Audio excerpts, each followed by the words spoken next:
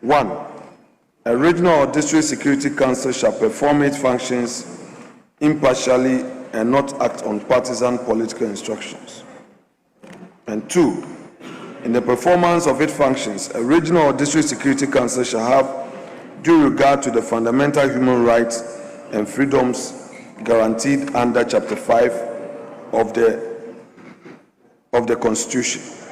Mr. Speaker, the justification to this is simply that at the regional level, the regional security coordinator appointed is a partisan appointee. We are aware of the often abuse of rights where those who occupy that position feel partisanly entitled. And there are several instances where the coordinator himself would have to intervene, or the minister responsible for national security would have to intervene just because some regional security coordinators are acting so unprofessionally in one way or the other. So, Mr. Speaker, this legislation will further be a deterrence and enshrine in law what the Constitution already guarantees in Chapter 5. Mr. Speaker, when dealing with matters of national security, impartiality brings certainty and assurance to the public. It should be a body that, Mr. Speaker, at all levels, it doesn't matter your partisan interests, you must have confidence in them. So, Mr. Speaker, if at the head office, the National Security Secretariat, citizens are assured that these are professionals at work, then it follows that at the regional and district level, those who are put there to be in charge of security, even if they are partisanly appointed, they would appreciate the fact that by law they cannot disregard the rights of citizens and that they cannot abuse such powers, and if they do, such conduct would have consequences. Mr. Speaker, having given this elaborate explanation as the rationale behind these two proposals, I would want to rest my case and pray that members would also have a bite on this proposal. Mr. Speaker, thank you very much indeed. Yes, honourable members, the amendment is for your consideration. Yes, Honourable Kwame Agbodza. Mr. Speaker, I clearly understand the point being made by the minority leader. Indeed, issues about security on the minds of Ghanaians is twofold. One which is to protect, and one which is the abuse of it. So I can understand his attempt to put something in law to say that once we do this, this would cure the mischief he is trying to cure. But Mr. Speaker, he doesn't need to do that. I can understand. In 2017, I have my own experience when a certain regional level security operator ordered that Adaklu Kodiabe be raided, the entire town raided. Everybody who is a government worker, they search your room and find out whether during the transition you are keeping things that belong to government for 3 days. Of course, Mr. Speaker, It didn't end anywhere. And the regional minister at the time did the right thing and suspended that particular so-called security coordinator for a period of time before he got his job back. But Mr. Speaker, the two introductions made by the minority leader here are covered by one law or the other in our constitution. I don't see the point of saying that a regional or district security council, a regional or security council shall perform the functions impartially. Mr. Speaker, of course, by the time they are taking their oaths, the oath would have stated how they are supposed to do their work. And then two, in the performance of its function, a regional or district security council shall have due regard to the fundamental human rights and freedoms guaranteed under the Chapter 5 of the Constitution. He's already mentioned Chapter 5 of the Constitution. You don't need to lift it into a law like this. So, Mr. Speaker, the idea is okay, but this is just a repetition of things that exist in one law or the other. And it doesn't, in fact, you must as well say the same thing in all within all the clauses.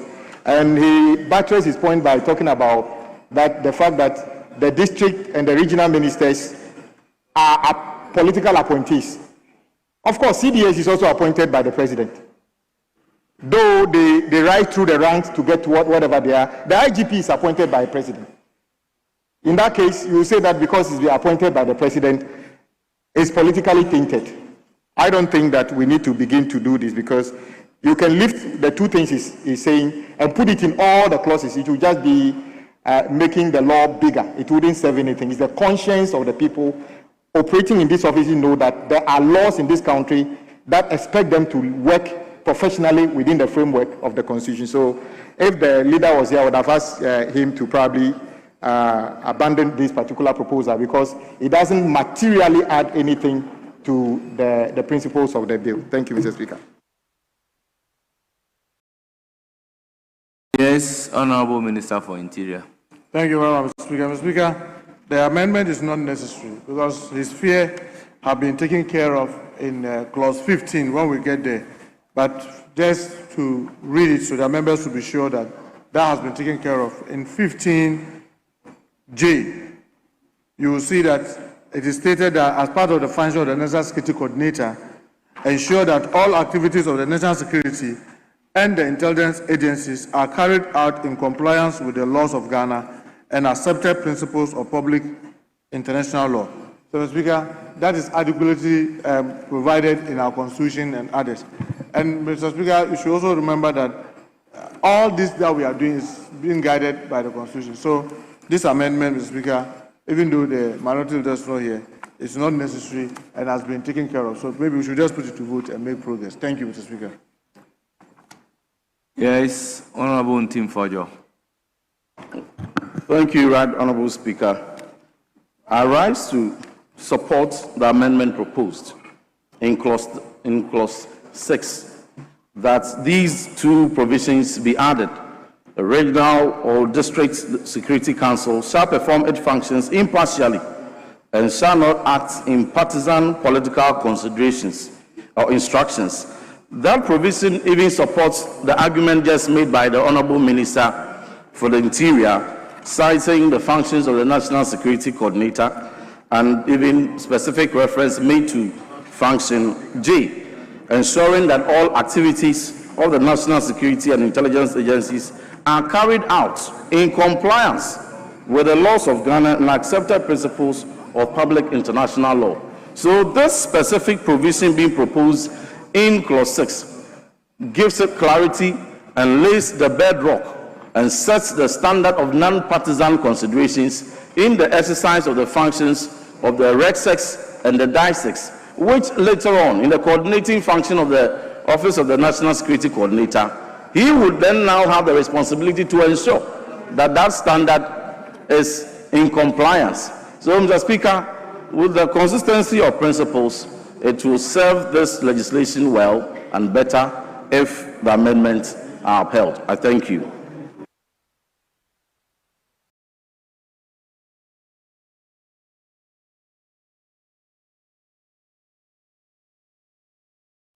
I will put the question. On the proposed amendment by Osahin Alexander Afanyo Markins. All those in favor of his amendment say aye. Those against say no. Honourable members, the noes have it. The amendment is not carried. I will therefore put a question on the entire clause 6. As many as are in favor of clause 6 standing part of the bill say aye. Those against say no. Honourable members, the ayes have it. Clause 6 is ordered to stand part of the bill. Clause 7. Membership of Regional Security Council. Chairperson of the committee. Right Honourable Speaker, the proposal is for subclause 1, paragraph C to be deleted and for the following to be inserted. The district chief executives of the district assemblies in the regional capital as the council may determine. And the reason for this being that the regional capital may have more than one district assembly. Thank you.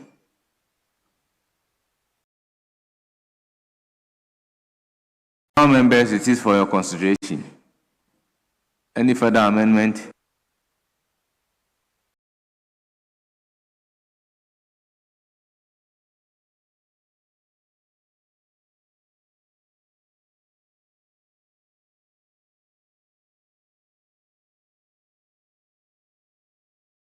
Honourable members, in the absence of any further proposed amendment, I'll put a question. All those in favor of the proposed amendment to clause 7C? Yes. With the greatest of respect, I want to propose a further amendment to clause 7C. No, I think he was done with that one. Okay. So you have arrested me putting the question on clause 7C. Please, let's follow the proceedings. All those in favor of the proposed amendment by the chairperson of the committee to clause 7C say aye. All those in favor say aye. Those against say no. Honourable members, ayes have it. Clause 7C as amended is ordered to stand part of the bill. Yes. Chairperson of the committee, aye. Right Honourable Speaker. Aye. Subclause 1, paragraph I, delete. Honourable members, the proposal is to delete I. Any further proposal? I'll put a question. All those in favor of the proposed amendment to paragraph 7(1)(I) say aye. All those in favor say aye. Those against say no. Honourable members, the ayes have it. The proposed amendment is ordered to stand part of the bill. Yes, IV. Honourable members, at least follow and do the voting.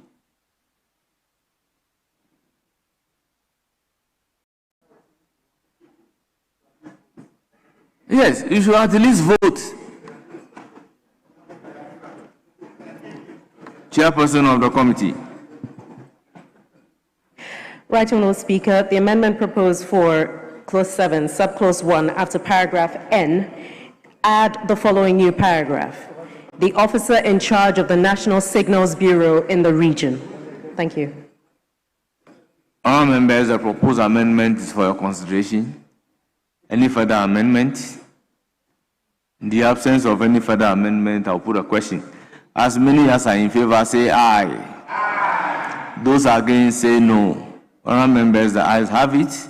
The proposed amendment to clause 7(1)(N) is ordered to stand part of the bill.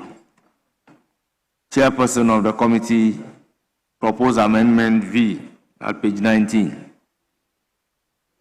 Right Honourable Speaker, subclause 1, paragraph O to be deleted. The proposal is to delete paragraph O. It is for your consideration. Any further amendment? In the absence of any further amendment, I'll put a question. As many as are in favor of the proposed amendment say aye. Those against say no. The ayes have it. The amendment is carried, and subclause 1, paragraph O is accordingly ordered to be deleted. Chairperson of the committee, VI. Mr. Speaker, Yes. respectfully, notwithstanding your ruling, you did not see me when I raised. Very tried to well. cut I your can eye. relax the rules. Mr. Speaker, thank you very much.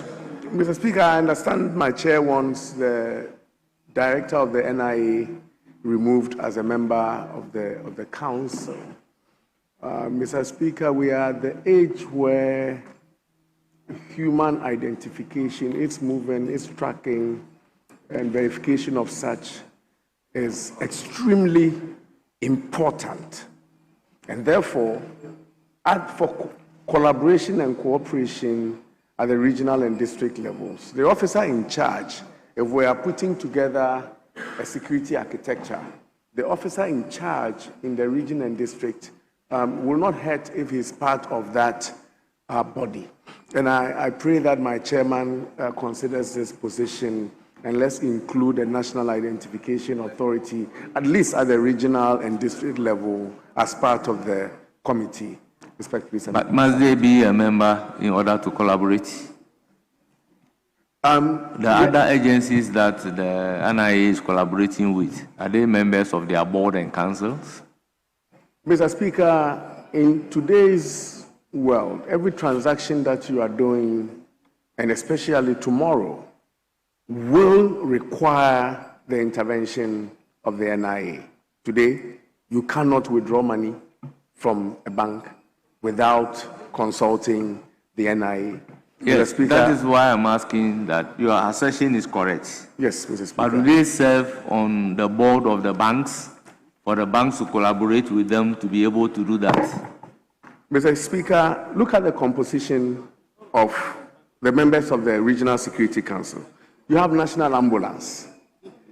You have NADMO. You have Ghana National Fire Service. But I'm not downgrading their importance, but we are talking about national identification, which in terms of security today ranks very high in the architecture Well, of our chairperson country. of the committee. Mr. So Speaker, before the chair, let me... Yes, yeah. thank you very much. Thank you, Mr. Speaker. Mr. Speaker, I talked to my colleague, he's a member of the Security and Intelligence Committee, and this argument will be advanced at that committee level, not for us to, bring it back again. I don't know whether he made this argument at the committee level Honorable or Badira, not. In addition to that, there is Mr. a Speaker, principle in our Hansard called Bagbin principle. If you raise a matter at a committee and they have not agreed on it at a committee, there is no rule of the House that prevents you from raising it at Okay, thank you, Mr. Speaker. Mr. Speaker, I just want to find out from the chairman, the chairperson, why will it offend anything if the NIA representative is on the board or the committee? If not, why are they removing it? Thank you. Yes, Honorable Badira. Honorable Agoja. Mr. Speaker, thank you. Honorable Brian Champon, welcome back. You put up a good fight. You have done very well. Because I've been looking for him to to congratulate him. I've not seen him. This is the first time. Allow me to just congratulate my colleague. Mr. Speaker, he's also made a very good point. In today's world, data is more sensitive than even have a handgun in the hands of somebody. The point he made is very reasonable, and I would defer to the chairman to consider whether we could actually reinstate that particular point, because if you know what data means today, you should be worried about who has access to your data. Is probably more sensitive than maybe fire service maybe fire service when there's fire. But on a daily basis, the guy who has got access to your data is much more sensitive. So I would maybe encourage the chairman to reconsider.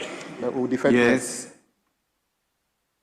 Thank you very much, Right Honourable Speaker. We'll abandon that proposal. The fact of the matter is we are hoping that the NIA will be realigned as a security service at some point in order to make sure that all staff are properly vetted and trained to actually be at the level that is required for the kind of data that they have oversight of. So we'll abandon that, that proposal and maintain the NIA as a membership of the committee. Very well. The proposed amendment to subclause 1O is accordingly abandoned.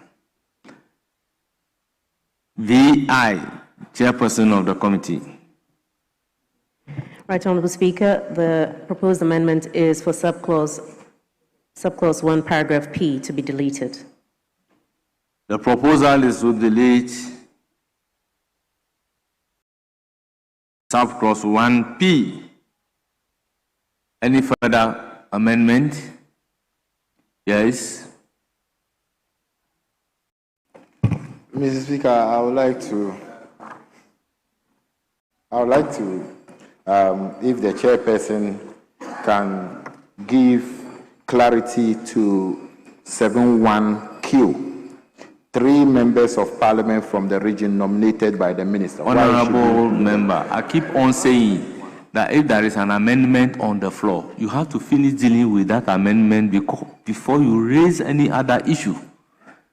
Now, do we leave what is under consideration to consider the matter that we have raised?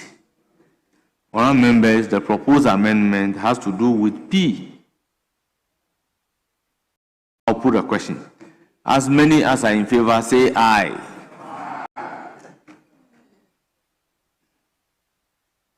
Yes. Mr. Speaker, if we listen to Honorable Bryce's proposal, it's the same thing that he advanced. So, National Ambulance Service also plays a critical role in our security architecture. So, what is the point deleting the National Ambulance Service? It looks as if you look at the other membership, they connote some security in nature. But these 2 that are being proposed to be deleted are not. That is the basis for which they are deleting the NIA and then the ambulance service. No, Mr. Speaker, Honorable BBC, ambulance is more medical, but when we put in place the security architecture, they are always part of it. You see, that is why at the committee level, it was proposed that these 2 be deleted. I was at the committee level that the 2, the NIA and then the ambulance, should be deleted. I believe the Honorable Ntimfojor was at the meeting. If abandon that of NIA, so be it that we should also maintain the National Ambulance Service. Because so the whole purpose if you of listen the carefully, composition, they will say, as and when they need them, they will be invited. Then what is the point? yes, they need not be on the board, but when you need them, you can invite them. The same thing applies to National Identification Authority. If you look at the membership, it's very elaborate. It's very elaborate. But once you've decided to serve the O, the argument is that you serve the P as well. Yes, Ntimfojor, let me hear you. Thank you, Mr. Speaker. On the consideration of whether or not we should include NIA as a member on the RegSec, a number of deliberations went in. We even received proposals from NIA. They persuaded the committee as to why it's essential for us to include them. The decision we took then was to defer it to plenary so that we gauge the sentiment of plenary. And so far, we've seen forceful arguments in favor that we maintain NIA in the provision. However, and which we support, so NIA must be maintained. However, the proposal for National Ambulance Service to be included is problematic because we are drawing the composition of the RegSec and the DACSES from Article 83. The guidance of the national security architecture is already provided for in Article 83. We don't want to be introducing strenuous institutions onto the councils at the district and regional levels, particularly non-essential security institutions. And for us, we are not persuaded that as essential as national ambulance services are medically, it is not essential intelligence-wise and security-wise, for which we propose that it be deleted as and when a matter relates to the inclusion of ambulance service. They may be invited. Thank you very much. Yes, I agree with you. If you look at Article 83(1), the President, the Vice President, the ministers for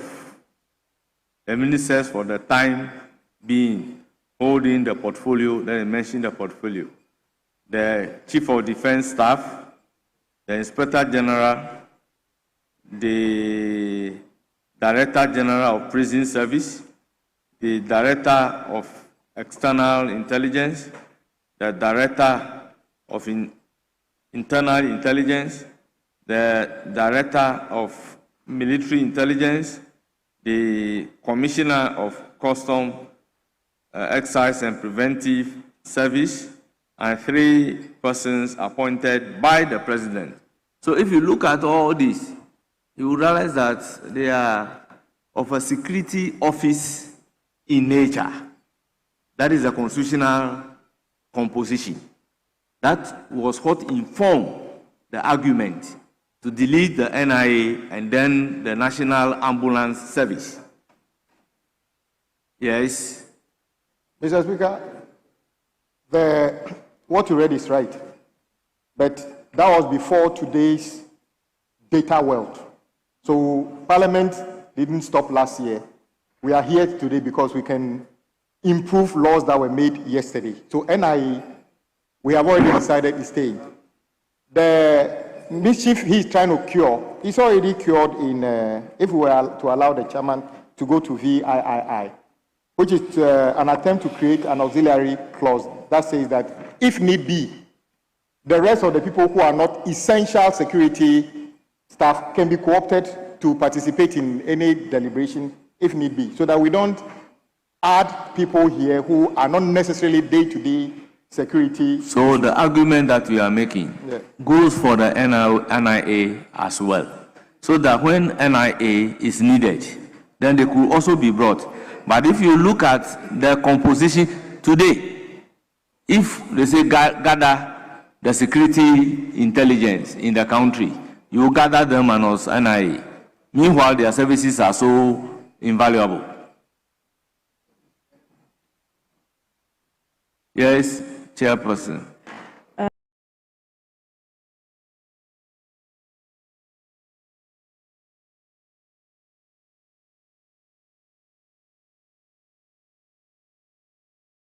Right Honourable Speaker, currently NIA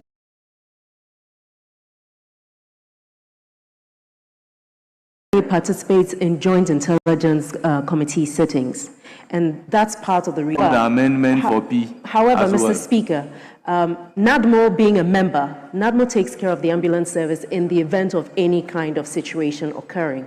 So if need be, the ambulance service can be co-opted, but NADMO does take care of that as part of a coordination, central coordination organization. Furthermore, Mr. Speaker, the concern around the membership at the regional level is the size.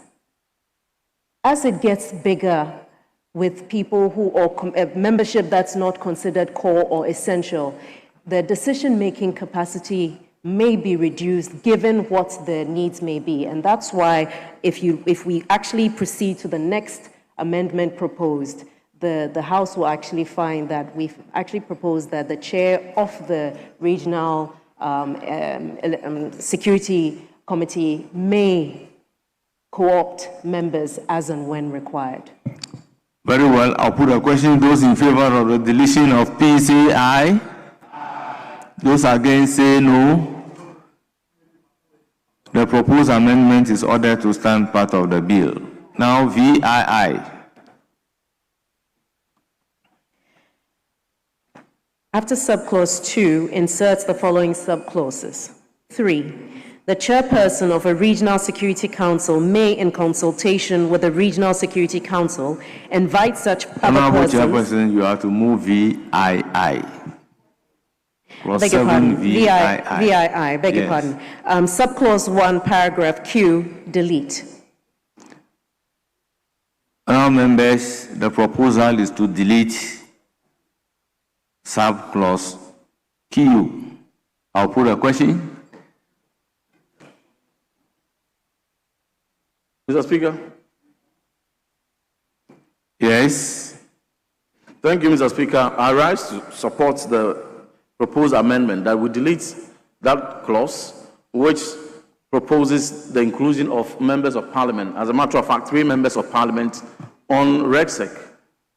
We have already established the principle that we expect National Security Council and their committees at all levels to operate on principles of non-partisan considerations. We want to depoliticize the RegSec as much as possible.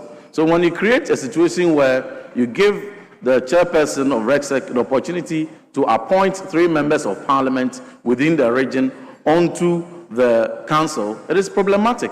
More so, when in matters of security, it is even in the interest of the member of parliament that he should not even get involved on DISEC and RegSec matters, particularly when we know that 90% of issues that relate to the jurisdiction of RegSec and DISEC are chieftaincy in nature, where it must even be in the interest of the member of parliament to maintain their neutrality. It will be inimical. So I'll put a question. Thank you. So we should delete that. Yes. Thank you. Mr. Speaker, I also just want to add my voice to read that it should be deleted. Because, Mr. Speaker, Very looking well. at the composition, Very nobody well. is in any Yes, Honourable elected Ajanko. political office, so it should be deleted. Mr. Speaker, if you are advancing an argument, let's be careful here that members of parliament are politicians, they are political animals. But even the president who has been voted for is the commander-in-chief of Ghana Armed Forces. He's a politician. So what are we talking about here? Honourable member, don't you think you'll be causing harm to yourself? Everybody in this country is a political animal. Everybody, including pastors. We have a reverend minister who's a politician sitting down there.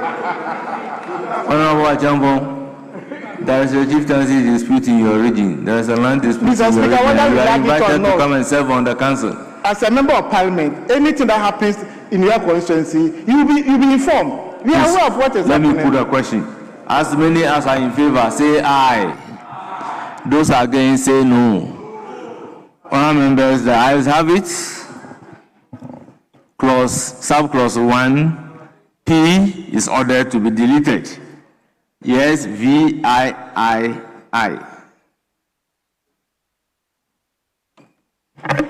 Right Honourable Speaker, amendment proposes after subclause 2, insert the following clauses. 3, the chairperson of a regional security council may, in consultation with the regional security council, invite such other persons as the chairperson considers necessary for any deliberation of the regional security council. 4, a person invited to participate in the deliberations of the Regional Security Council under subsection 3 shall not vote on a matter for decision before the Regional Security Council. All members, any further amendment? I'll put a question. As many as are in favor of the proposed amendment, say aye. Those against, say no. The ayes have it. The proposed amendment is ordered to stand part of the bill. Now, I'll put a question on the entire clause 7. As many as are in favor of clause 7 standing part of the bill, say aye. Those against, say no. The ayes have it. Clause 7 is ordered to stand part of the bill. Clause 8. Functions of Regional Security Council. Yes, chairperson of the committee. Right Honourable Speaker, the amendment proposed, opening phrase, delete in relation to the region, and insert, perform the following functions relating to the region concerned. Honourable members, I'll put a question. As many as are in favor of the proposed amendment, say aye. Those against, say no. The ayes have it. The proposed amendment is ordered to stand part of the bill. Now, I'll put a question on the entire clause 8 in the absence of any further amendment. All those in favor of clause 8 standing part of the bill, say aye. Those against, say no. The ayes have it. Clause 8 is ordered to stand part of the bill. Clause 9. Membership of District Security Council. Chairperson of the committee. Right, Honorable Speaker, subclause 1, paragraph H, delete. It is for the consideration of the House. Honourable members, any further amendment? I'll put a question. Those in favor say aye. Those against say no. The ayes have it. Clause 9 H is ordered to be deleted. Yes, Honourable Bajwa. Mr. Speaker, I'm wondering why the head of custom in the district will be deleted, will be taken out from the District Security Council. Chairperson of the committee.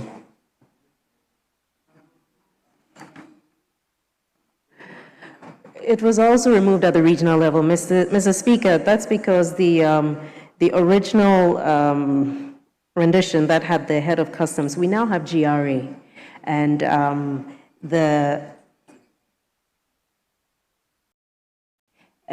as a result of it being a division of GRA, we just felt it would be better to.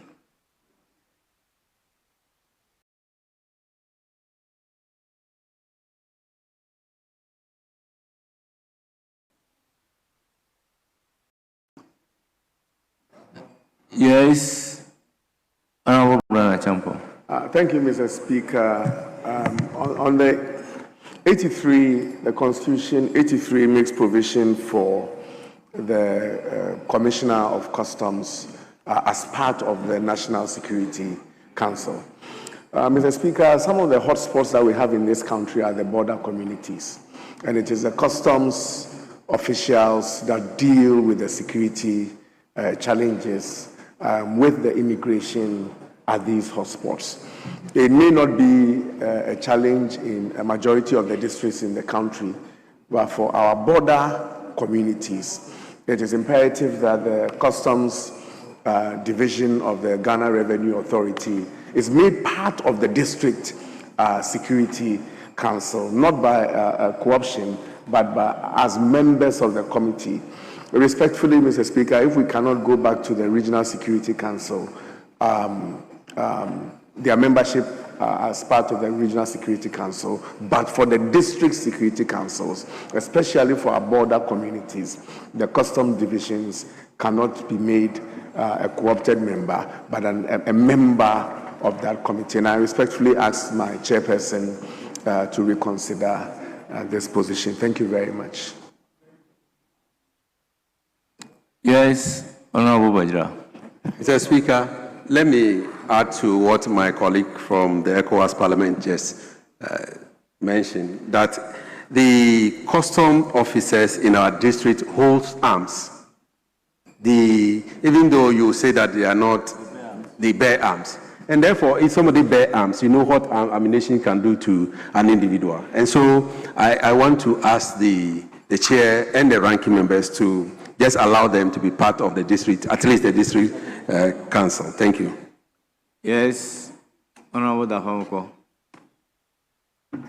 Speaker, indeed, in terms of Article 83, if we take out customs, it means we are by legislation amending the Constitution.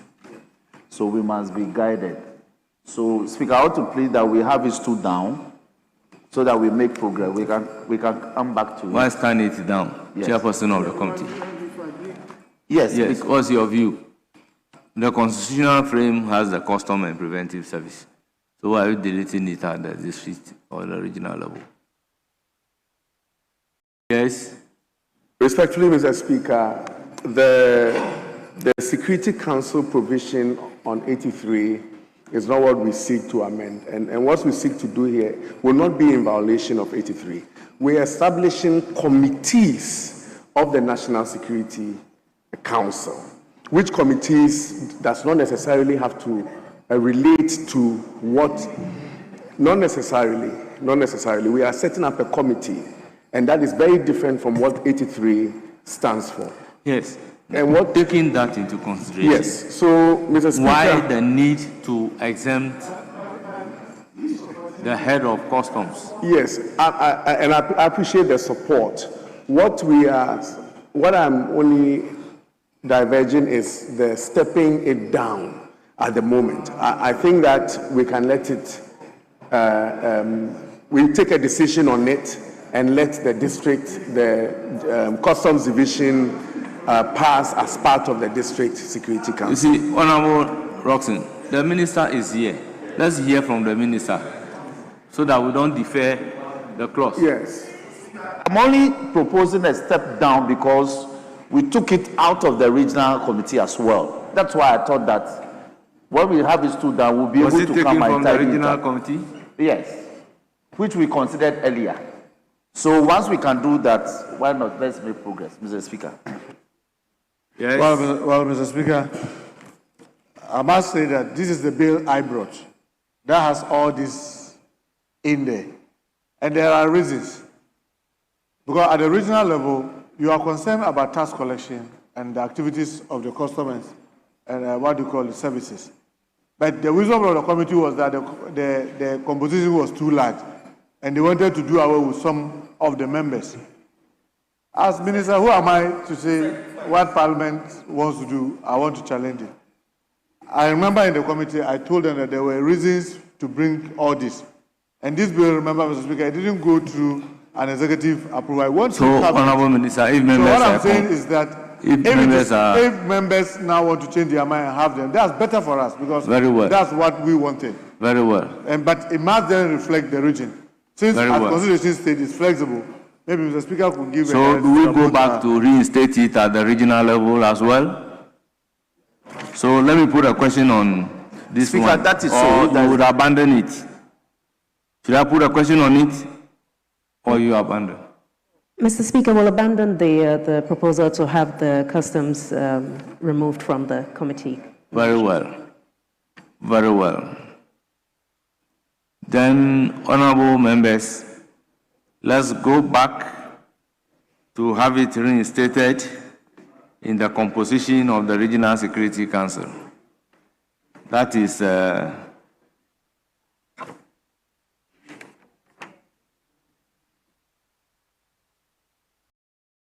that's clause 7.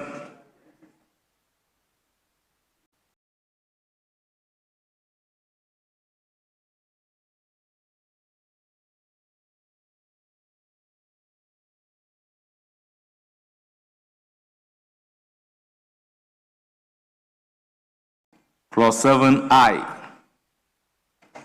Mr. Speaker, I believe it's clause, yes, correct, 7I. Yeah, that is I. Clause 7(1)I at page 18, amendment number I. Chairperson, move accordingly so that we can reinstate it and move forward. You are hereby granted a leave to do so. You are granted leave to do so. Thank you, Right Honourable Speaker. We would like to abandon the proposal to have the deletion of the head of Customs Division of the Ghana Revenue Authority in charge of the region reinstated. Honorable members, the earlier question put is hereby rescinded. The proposal is to abandon amendment in I. That is 7I. Those in favor say aye. Those against say no. Honorable members, the proposed amendment is abandoned. Can we move forward to 9? Yes, XI.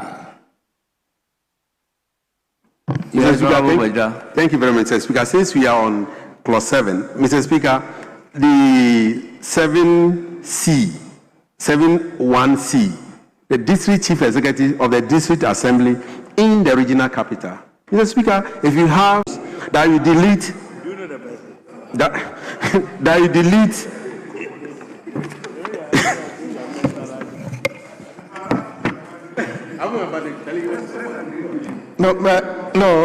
Chairman, if not move anything, why should I support you?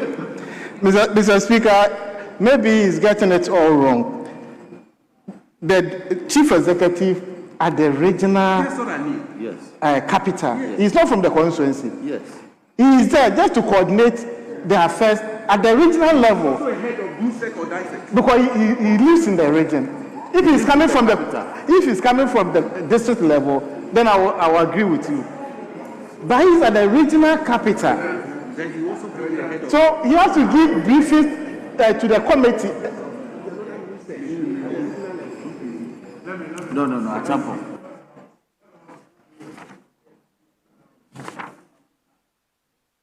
Yes, Honorable Minister. Thank you very much, Mr. Speaker. The reason why we have the capitals like Accra very effectively with the district chief executives.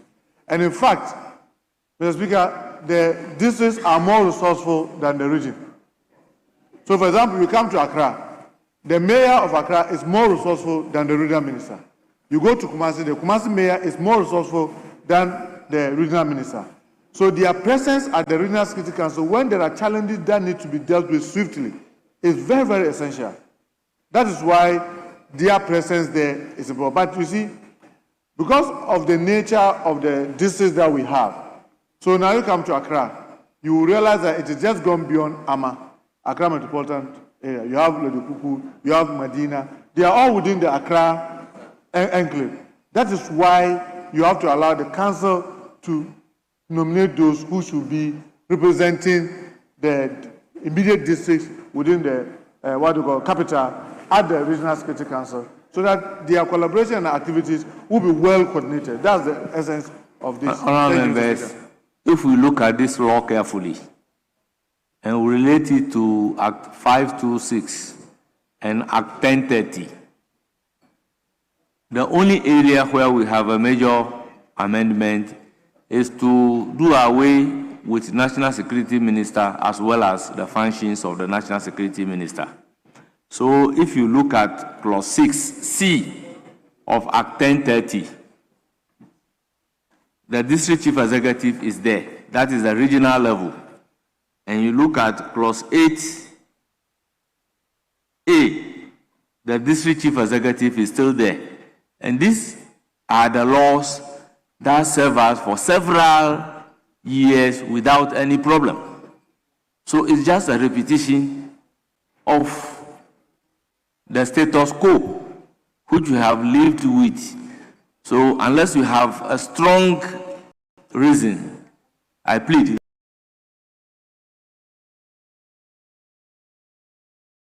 that we don't depart away from it. Yes.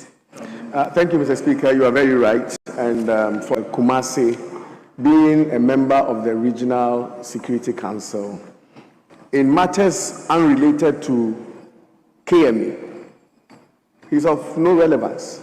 If we are discussing issues of Asante Bekwai, what is the relevance of the mayor of KMA sitting there? In any case, we are not asking him to fund the security situation in Bekwai. If there's an issue in Nalaregu or Boko, it is not the mayor of Tamale that is going to, because of the resources that he's able to generate, fund the situation in Boko. If the matter is related to his jurisdiction, then that mayor can and should be invited. What we are trying to do, Mr. Speaker, is to create space to allow for MMDCEs to be invited to the Regional Security Council where the matter relates to that particular assembly. Mr. Speaker, this bill seeks to cure the challenges that we have with 526 and 1030. And it is not many things that are in both acts that are pure and clear. So, Mr. Speaker, respectfully, if you can grant us permission to introduce some of these amendments, especially when 7C has already been passed by you. If you grant leave, that provision, as being suggested by Bejra, should be looked at and removed so that it creates space for other MMDCEs to be invited to RegSec if there's a need related to their jurisdiction. Thank you very much, Mr. Speaker. Yes. Mr. Speaker, with your pleasure, I want to move that clause 71C be deleted from the bill. Thank you.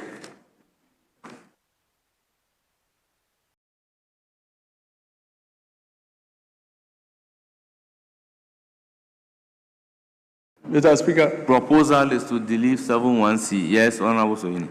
Yeah, Mr. Speaker, I wish to support the proposal that has been moved by my honorable senior colleague, Honorable Bajra. Mr. Speaker, I think that when we are making these laws, we should be cautious about giving institutions or bodies discretion, because we all know that discretion can be subject to abuse.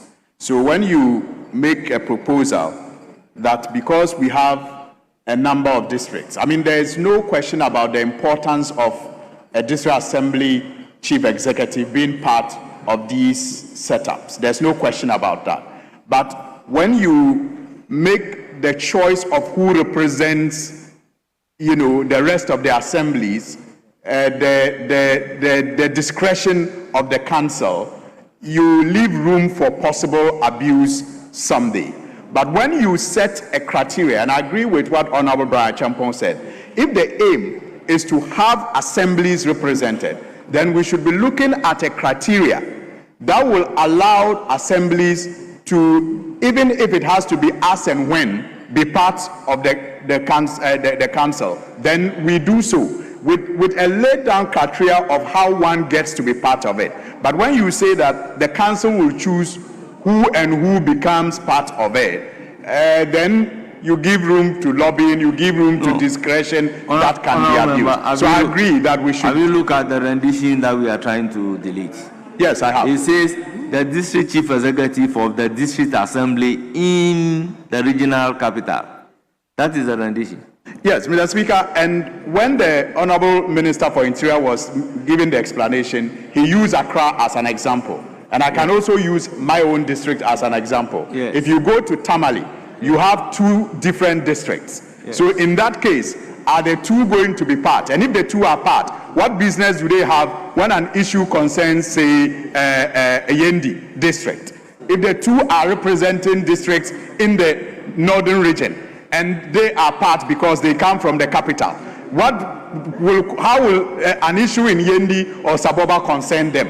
So, but if we want assemblies, which should be the ideal, we want assemblies represented, then we should have a criteria that will allow the council to, as and when necessary, perhaps invite whichever assembly they deem fit because of a subject matter that is being discussed to be part of it. I thank you. So I'll put a question on the proposed amendment. Yes, Honorable Nyimedu, I haven't heard you for the whole day. Mr. Speaker, thank you very much. Mr. Speaker, I haven't heard from the chairman on this proposal. This argument came up at the committee level, and the minister explained as he had explained. And the strongest point he had given was that if you are looking at security, regional security council, you can't go without the KMA boss and vice versa, the Greater Accra. But on the floor, I hear very strong arguments. This came up, but I pray and urge the chair, because we don't have any principle guiding this, I pray that the chairman yields into this stronger argument. Thank you, Mr. Speaker. Honorable Minister. Well, I just want to draw my colleagues' attention. The council here that we are talking about is the National Security Council. That is chaired by the president. No, we are talking about the council here. We are talking about the president, the council, right? At the committee, that's what we agreed. That when we talk about the district chief executive of the district assembly in the regional capital, as the council may determine. We are talking about the National Security Council, which is chaired by the president. So, colleagues, yes, I can see the challenge of, no, we're talking about those to serve on that had to be selected by the National Security Council, not the Regional Security Council. When you talk about council here, you are referring to the National Security Council. Go to interpretation. If you want it to be Regional Security Council, you state it so. If you want it to be District Security Council, you state it so. But when you say council in this bill, you are talking about the National Security Council that is chaired by the president. So we are saying that let's be careful. I mean, without Honorable Brian has worked in this space, and he has been a minister before, but he knows. Even as the minister in charge of security, you know how important the National Security Coordinator is when it comes to resources. And you don't want to make a move without coming along with your National Security Council. Believe me, in all these regions, without the mayors or the district chief executives in the capital, the regional minister will not be able to function. And that is a fact. Anybody who has been regional minister here will attest to that fact. And anybody who knows how to operate. So any attempt to remove this will be simply cutting their supply line. And I want to urge the House not to do that. Just leave it. They've been managing it since 1993 to all the way. So let's keep it and not. My main point it. is that in Act 1026, this has been the structure, and we have lived with it for several years without any problem. We caused an amendment to Act 1026, and we have Act 1030. That is the provision in Act 1030, and we have also lived with it. And the current bill is not seeking to amend those things. The only thing that is seeking to amend is the creation of the security minister and then the functions of the security minister. So why are we causing this trouble to ourselves going to amend the existing law, which this one is not seeking to amend?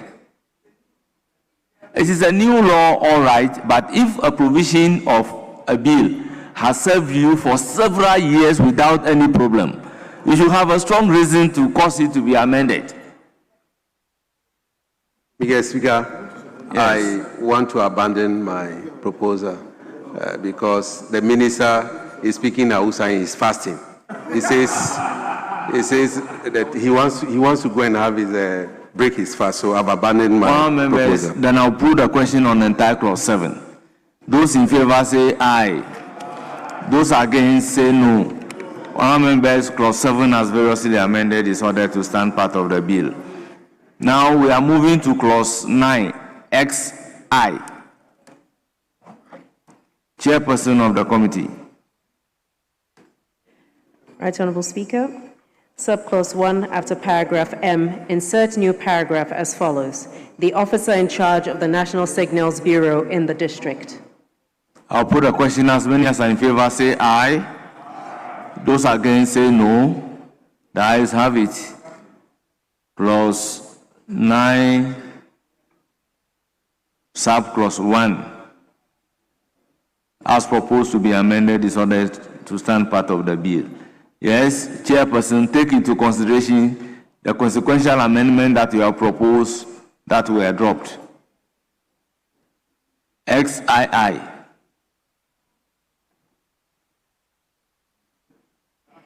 Yes, Mr. Speaker, we would like to abandon the proposal to have N deleted. Accordingly, abandoned. Yes, let's move to clause XIII. Subclause 1, paragraph O, delete.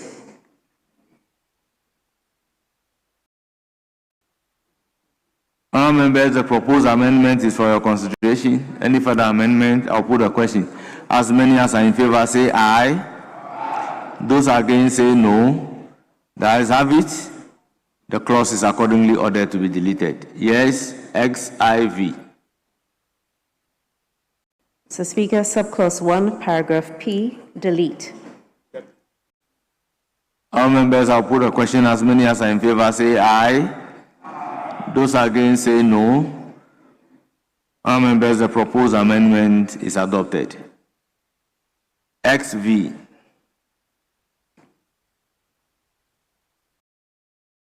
Mr. Speaker, the amendment proposed is for subclause 1, paragraph P. Is it P? Sorry, Q. Paragraph Q to be deleted. However, Mr. Speaker, there is a concern about the fact that the bill makes provision for at least one woman. And we would like to maintain that as international best practice says, as part of security, we should always consider the gender dimension. So I think... You abandon the amendment? Yes, Mr. Speaker. All members, the proposed amendment is abandoned. But the provision is hereby ordered to stand part of the bill. XVI. Pardon me. XVI at page sorry, Mr. Speaker. 20. Yes, Honorable Dr. Kabiru.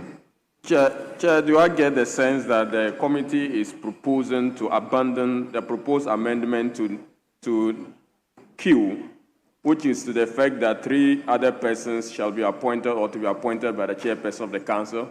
One of such persons shall be... Exactly so. Is that You heard it loud and clear. That's not what I'm getting from the chairperson. That is what exactly the chairperson is saying. The proposed amendment is abandoned, therefore the provision stands still. The provision stands as part of the clause. Please, XVI, chairperson of the committee. Mr. Speaker, XVI, amendment proposed is for... This is consequential. I'll put a question. As many as are in favor say aye. Those against say no. The ayes have it. The proposed amendment is ordered to stand part of the bill. I'll put a question on the entire clause 9. As many as are in favor say aye.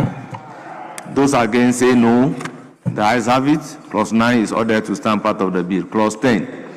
Functions of the District Security Council. Chairperson of the committee. Amendment proposed, line 1, delete in relation to the district and insert, perform the following functions relating to the district concerned. This is also a consequential amendment. I'll put a question. As many as are in favor say aye.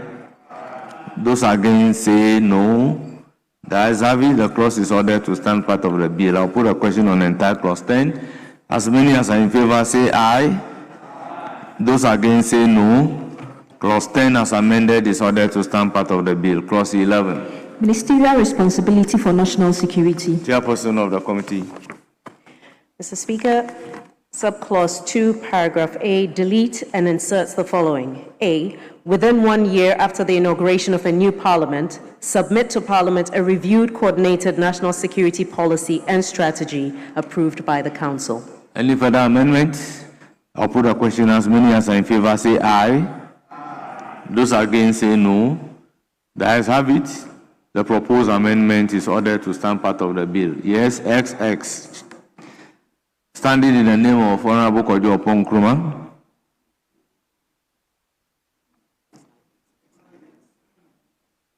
Very well, let's do XIX first. XIX. Amendment proposed, subclause 2, paragraph C, delete and insert the following. C, perform any other function that the President may, in consultation with the Council, assign. All members, I'll put a question. As many as are in favor say aye. Those against say no. All members, the ayes have it. The proposed amendment is ordered to stand part of the bill. We now move to XX, standing in the name of Honorable Kojo Oppong Nkrumah. Yes. Mr. Speaker, on behalf of Honorable Oppong Nkrumah, I rise to move or propose amendments that clause 11, subclause 2, paragraph C, deletes. And the rationale behind this is that the principle within the policy espoused by the sponsors is that they intend that the minister that will have the responsibility for national security is a minister who will have the original jurisdiction, but national security and intelligence becoming an additional responsibility. And for that reason, in line with best practice, it is not proper to go to expand the functions beyond the two functions already stated, beyond submitting the reviewed coordinated national security policy and strategy within a year, and beyond submitting report to Parliament for the purpose of parliamentary oversight. If we want to add Is it not the case that what you are seeking to be deleted has been deleted and a new one inserted, and the new one says perform any other function that the President may, in consultation with the Council, assign? Look at proposed amendment in Very well. XIX. Very well, Mr. Speaker. I support that. So in the light of that, I abandon this amendment. Very well. Amendment accordingly abandoned. We now move to XXI.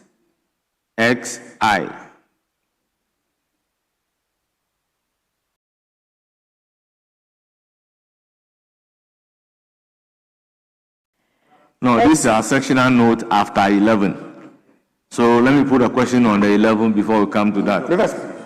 Yes. Mr. Speaker, I'm not too sure if you've seen the 11.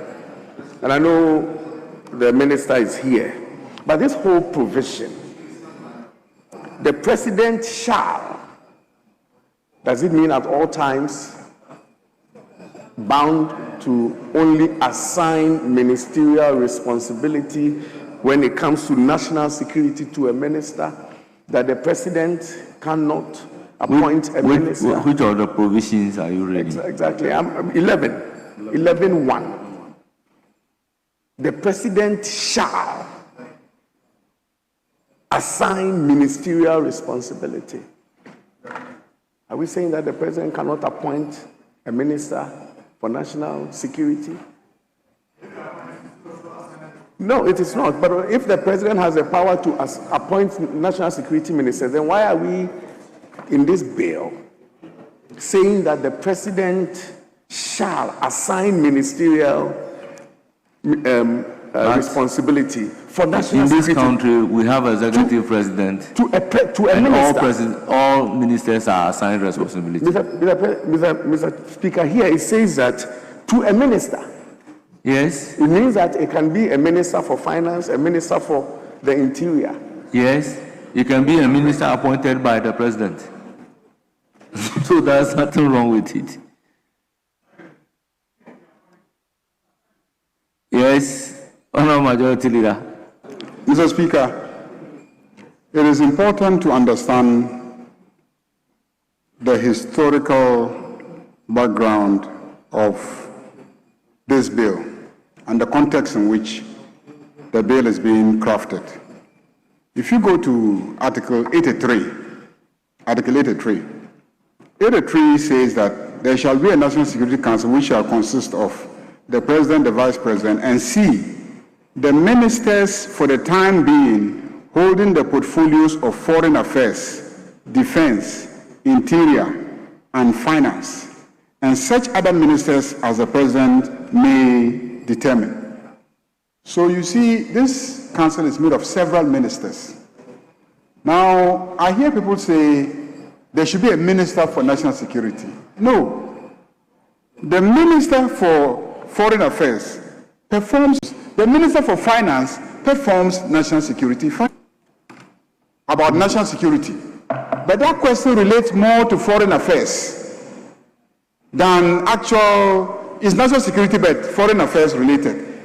The president should be able to assign the minister for foreign affairs, go and answer those questions because it is within your domain. There are national security issues outside the country, but it's within your domain. Same way, the minister for internal security, interior, can be assigned by the president. Go and answer those questions.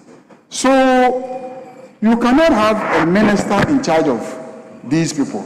So the original idea behind assigning ministerial responsibility is so that any of these can be asked by the president at any time to go and deal with a matter that he feels relates to national security. But for Parliament, we are used to having a particular person that we know is in charge of a sector. So it is common practice for a president to say he is assigning a particular person to be the minister to be responsible for national security, so that when obligations arise under this legislation, that person is answerable. But it doesn't stop a president from appointing a minister for national security. It doesn't stop him. But we don't want it to be obligatory that he must appoint a minister for national security. That also creates a problem. Because even the Minister of Finance, I haven't seen a particular, apart from these clauses, most provisions in the Constitution, most provisions of the Constitution do not even mention specific ministers. They are created by executive, instruments. So apart from the Attorney General and Minister for Justice, this is the first time since the provision on Attorney General, you will find out that ministers are actually mentioned for sectors. So let's not bind a president that he must appoint a minister for national security.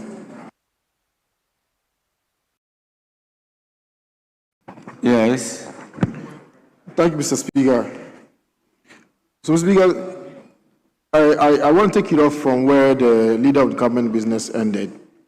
In view of the provisions of Article 78, I'm not sure whether Clause 11 can in any way overreach the power of the president to appoint a minister, and that minister can be, assigned any responsibility. As a matter of fact, currently we have an example that the Minister for Finance can capably handle the portfolio of Minister for Defense,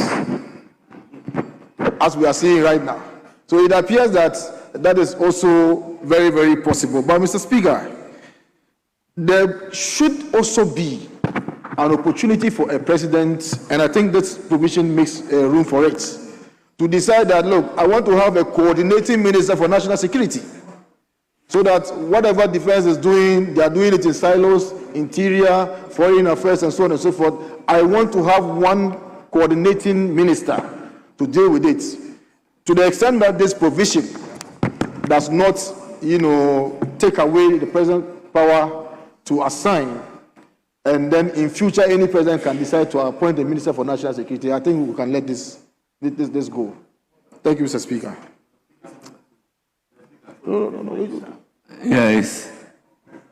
Thank you, Mr. Speaker. One of the major deliberations that made the committee arrive at this rendition is considering that by practice how the implementation of Act 526 has been, which tilted towards assigned ministerial responsibility, and then the dichotomy of Act 1030, which expressly gives the power of to the president to appoint and create a whole bureaucracy. And we said that many presidents in the past had belonged to either of these two school of thoughts. We don't want a legislation that will have to be amended in case another president comes and has a different policy direction that is tilting towards 1030 or tilting towards 526. So for it to be a long-standing legislation, we allow this rendition. If a president comes, for instance, who feels that he wants to invoke an executive instrument to be able to create the office or the Ministry of National Security, by the flexibility of this rendition, the president may so proceed. And this same provision also... for you. Show me a single ministry apart from the National Security Ministry that is created by an act of parliament. Do we create ministry by an act of parliament? So Mr. Speaker, Attorney General, the Constitution, by act of parliament, it's only Act 1030 that I have observed, Mr. Speaker. So generally, ministries are created by executive instrument. So you need no provision in this law to be able to create the ministry. Ministries are not created by act of parliament. So it was an oversight, in fact, an error in Act 1030, that Act 1030 creates a ministry for national security. Me fe fasting. Okay, Your principle is very much. Me fe fasting.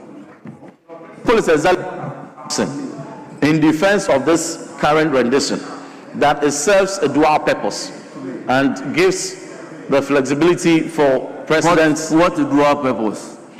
The dual purpose for a president who believes in Act 526, for instance, and then at the same time, a president who may believe in a school of thought. Or a president who wants to create a national security ministry. The flexibility. Let the president do that by executive instrument. Yes, which is the appropriate instrument by which you can create a ministry. So, Mr. Speaker, we are speaking the same language. We are singing from the same hymn book. Yes. And our principles are the same. Yes. So we agree on that. Yes. In support that we leave the rendition the way it is. Yes. Very much so. Yes. But Brian Achampon said he wonder whether I am seeing it. I saw it and I read it. I was at the committee level. You were missing. So I'll put a question on the entire clause 11. As many as are in favor, say aye. Honourable members, there is no further proposed amendment to clause 11 on the floor. So what are we doing to ourselves? Yes, Majority Leader. Mr. Speaker, just to draw your attention, we've been conferring, communicating. They've drawn my attention to the use of the word shall.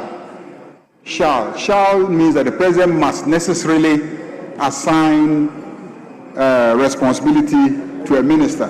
But it should be a more permissive provision. So are you looking at 11.2? If the president is permitted and he decides not to do it, who performs the function as stated in 2?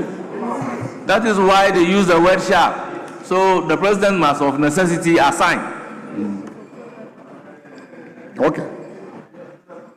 Mr. Speaker, precisely the guidance you have given. That was the principle why the committee agreed on shall, because the two functions indicated are very crucial. One for the parliamentary oversight of the intelligence sector. And so if you leave it at the prerogative of the president, and the president opts not to appoint, there shall be a vacuum. To the extent that you would not have a minister whose obligation will be to appear before parliament to submit the reviewed coordinated national security strategy, and also to be able to submit reports to, and we want to be sure that the exercise of oversight function is not left in ambiguity. Thank you, Mr. Speaker. Honourable members, if you look at Article 183, the President is the chairperson of the Security Council. But you can bring the President to Parliament to come and answer a question. So if there is a question directed to that particular sector, there must be an assigned minister who will come and answer the question. Now, they say the minister assigned responsibility under Section 1 shall submit a coordinated national security policy and strategy within 2 years after the inauguration of a new parliament. The president himself cannot come and perform this function. Therefore, by necessity, the president must assign this function to a minister. B, in respect of each year, submit a report to Parliament on the security and intelligence agencies. And then C, perform any other function as the council may. So there must always be a minister assigned. That's why they use the word shall. Honourable Majority Leader, you got it. Yes, Honourable Brian Achampon.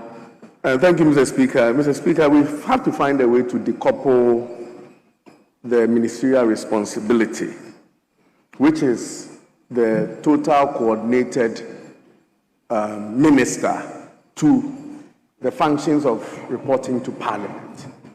The tourism minister can submit a coordinated national security policy strategy on behalf of the President to Parliament.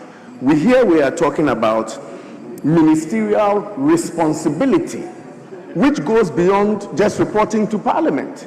And such ministerial responsibility, we are saying the one to the Minister for National Security. We hear, Mr. Speaker, even at the committee, I participated in some of the committee meetings. It was not to suggest only for the reporting of Parliament. We are talking about ministerial responsibility. And if it takes for us to decouple 11.1 from the functions as listed in 11.2, then, Mr. Speaker, the Parliament must find a way to do so. Honourable members, in the absence of any amendment, I put a question. As many as are in favor of clause 7 standing part of the bill say aye. Those against say no. The ayes have it. Clause 11 as amended is ordered to stand part of the bill. Clause 12. Composition of security and intelligence agencies. Now, before coming to clause 12, Chairperson, you have to move the amendment in XXI.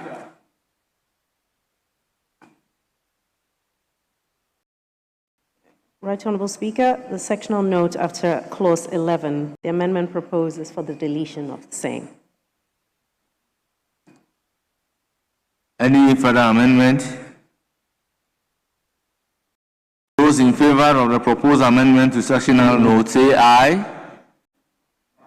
Those in favor of the proposed amendment to sectional note say aye. Those against say no.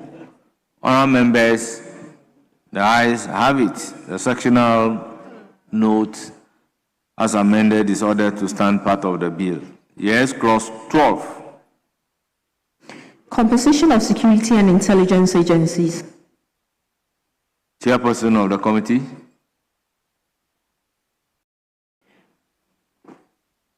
Mr. Speaker, there seems to be a slight problem because in our original proposals, we have some proposed amendments, but the order paper does not So seem if to you have the reflect proposed same. amendment but not captured on the order paper, Yes. please do so. All right.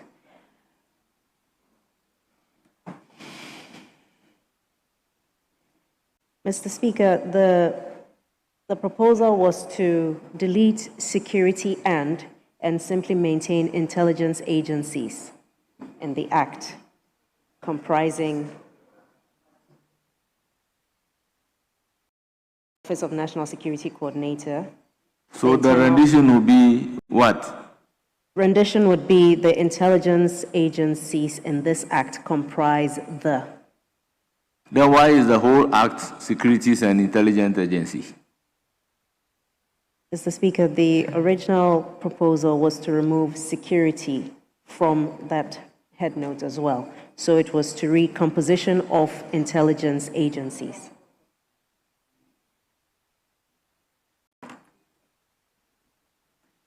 So do you have a composition of security agencies?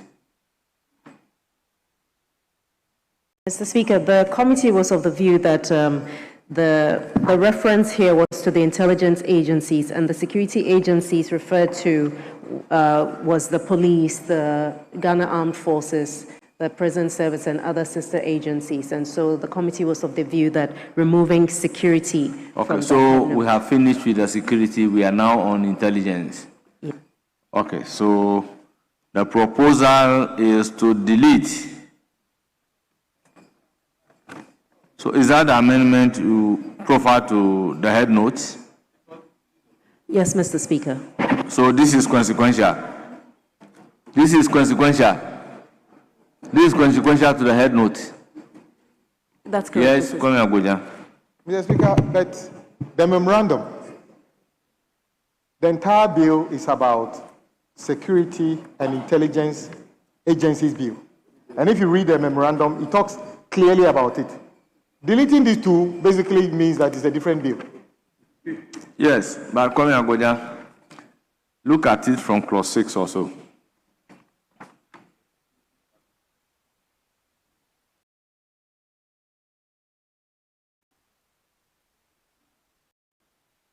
First, look at, you can look at it from Clause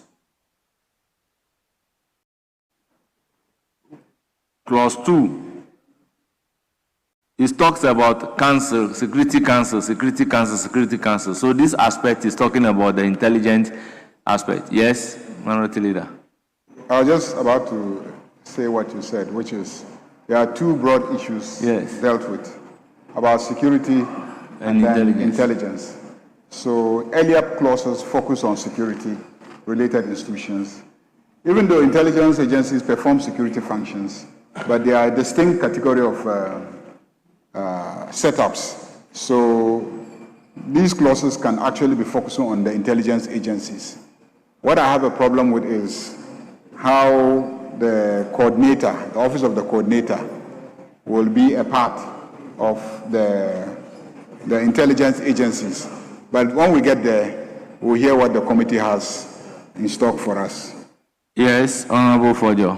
So the proposed amendment to the headline is to delete security and, so that the rendition will be composition of intelligence agencies. That's correct, Mr. Speaker. Yes, drafters, take notes. Yes. Thank you, Mr. Chairman. Rightly so, I support that is restricted to the composition of intelligence agencies. And this clause is just defining which agencies are categorized or classified as intelligence agencies. And on that note, to propose amendments in A, that clause 12, paragraph A, deletes. And the reason why I'm proposing that we delete clause A, which says that the intelligence... I think the proposed amendment by the chairperson of the committee to delete the head note after clause 11 was wrong. So what we should be deleting from the head note is security and. But the proposed amendment here is that sectional note after clause 11, amendment proposed, delete. That's the proposed amendment. So this proposed amendment is wrong. So I'll come back to that. Let's do the needful. So do the proposal and delete intelligence, security and.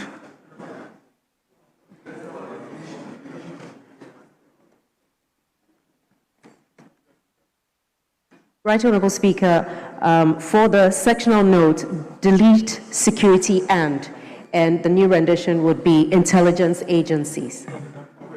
Yes, that is for the consideration of the House. Yes, Honorable Kabiru. Mr. Speaker, that was what I was trying to draw attention to, but we already carried that particular amendment, which you put to vote. Yes. So I don't know whether we have to come back to it in the earlier decision is hereby rescinded. I'll put the question on the amendment proposed by the chairperson to delete security, and those in favor say aye. Those against say no. The ayes have it. The sectional note after clause 11 as amended is ordered to stand part of the bill. So we are now moving to clause 12. Yes, Honorable Ntim Fojo. There are consequential amendments. Yes. So should I direct the draft persons flowing from the proposed amendment to the sectional note? You do the consequential amendments. Yes, Honorable Ntim Fojo. With that said, Mr. Speaker, I rise to propose amendment to clause 12A, that clause 12, paragraph A, deletes. And what I'm seeking to do is that office of, if I'm to take together with the entire 12, the intelligence agencies in this act comprise the A, Office of the National Security Coordinator. I'm proposing that we delete the Office of the National Security Coordinator because the National Security Coordinator is the coordinator. He is the incumbent that is expected to coordinate all these intelligence agencies.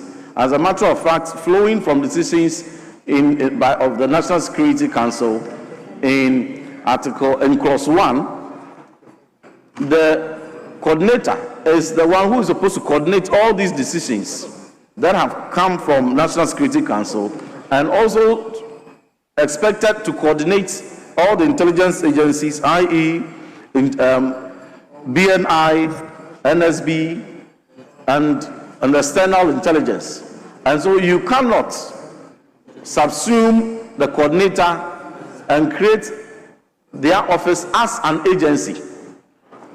When you do that, you are undermining the coordinating role that the coordinator has to play.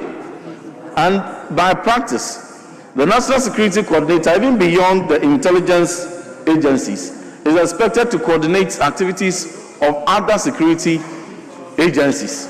And so it will be wrong for us to create the Office of the National Security Coordinator as an agency. So once you reduce the Office of the National Security Coordinator to a level of an agency, you now undermine their powers or functions to be able to coordinate activities or decisions emanating from the National Security Council. Madam Chair. Right Honourable Speaker, the committee, we had all agreed on the fact that the Office of the Coordinator is not an agency, so rightfully so, it must be deleted from here. I'm not sure why it didn't feature in the order paper. So the committee actually did agree that the So Office I'll put of a question on the proposed amendment, as many as are in favor of. Respectfully, Mr. Speaker, the minister is here, and he always comes by. We prepared this. We have a reason why we put it in there. Mr. Speaker, we want to hear from the minister. It doesn't lie in your mouth to say you want to hear from the minister. You are not chairing. I take it back, Mr. Speaker. Yes. Yes. Mr. Speaker, I think that we should look at the substance and not the form. You see, Mr. Speaker, I want to agree partly with my colleague, Honorable Ntim Fordjour, that instead of Office of the National Security Coordinator, we should rather have National Security Secretariat. Mr. Speaker, the issue is that that body, National Security Secretariat, let me put a question. You can propose your amendment. Intelligence functions. Let me put a question. As many as are in favor of the deletion of 12A, say aye. Those against, say no. The ayes have it. The clause 12A is ordered to be deleted. Yes, Honorable Tampuli. What's your amendment? Mr. Speaker, my amendment, my proposed amendment is to continue to have A there, but differently worded. Then it's now obvious because the entire clause is amended. It's deleted in its entirety, so there is nothing to be amended. But if you have fresh, Mr. Speaker, I'm proposing an amendment to 12A. Or if you like, an insertion. There is no 12A to be amended, yes. So an insertion of 12A, a new clause 12A, to read National Security Secretariat. Because to all intents and purposes, that office performs intelligence functions. And it is a structure, the function that they perform is intelligence-based, just like the BNI and then the external security as well. Majority Leader explained to you a few minutes ago that we have security and we have intelligence. So we have finished with the securities and we are now dealing with intelligence. Listen, Mr. Speaker, and that is exactly what the National Security Secretariat does. They don't do security, they do intelligence. So and I think that it will be then propose amendment and let me put a question. If we take it out completely, it will... And see whether Ntim Fordjour will not oppose you. What is your proposed amendment? So, Mr. Speaker, the rendition should be the security and intelligence agents. The intelligence agencies in this act comprise the Office, so Mr. Speaker, let me take it again. National Security Secretariat. Then B, intelligence agency existing immediately, and then C. So the amendment is for the consideration of the House. I thank you, Mr. Speaker. Yes. Just for my education, where else in the bill have you established a National Security Secretariat? Yeah. you have to create the secretariat before you can now identify it as national security, as an intelligence agency. Is there a provision creating a secretariat? Yes. Mr. Speaker, as you recall, Mr. Speaker himself painstakingly was part of the winnowing process. And Mr. Speaker will bear me out that there are many considerations and amendments considered extensively at the winnowing stage, many of which are not probably even advertised, but as and when we get there, we move. So that to address the concern of my respected honorable colleague, Honorable Hassan Tampuli, there is supposed to be an amendment proposed for the creation of the Office of the National Security Coordinator, but to establish it, but not as an intelligence agency. You see, what majority leader is saying is that in the bill, the secretariat you are talking about must be established in the bill for it to be part of the composition. But it is not an establishment in the bill. Why are you asking that it should be part of the composition of the intelligence agencies? So it's like putting something on nothing. It won't stand.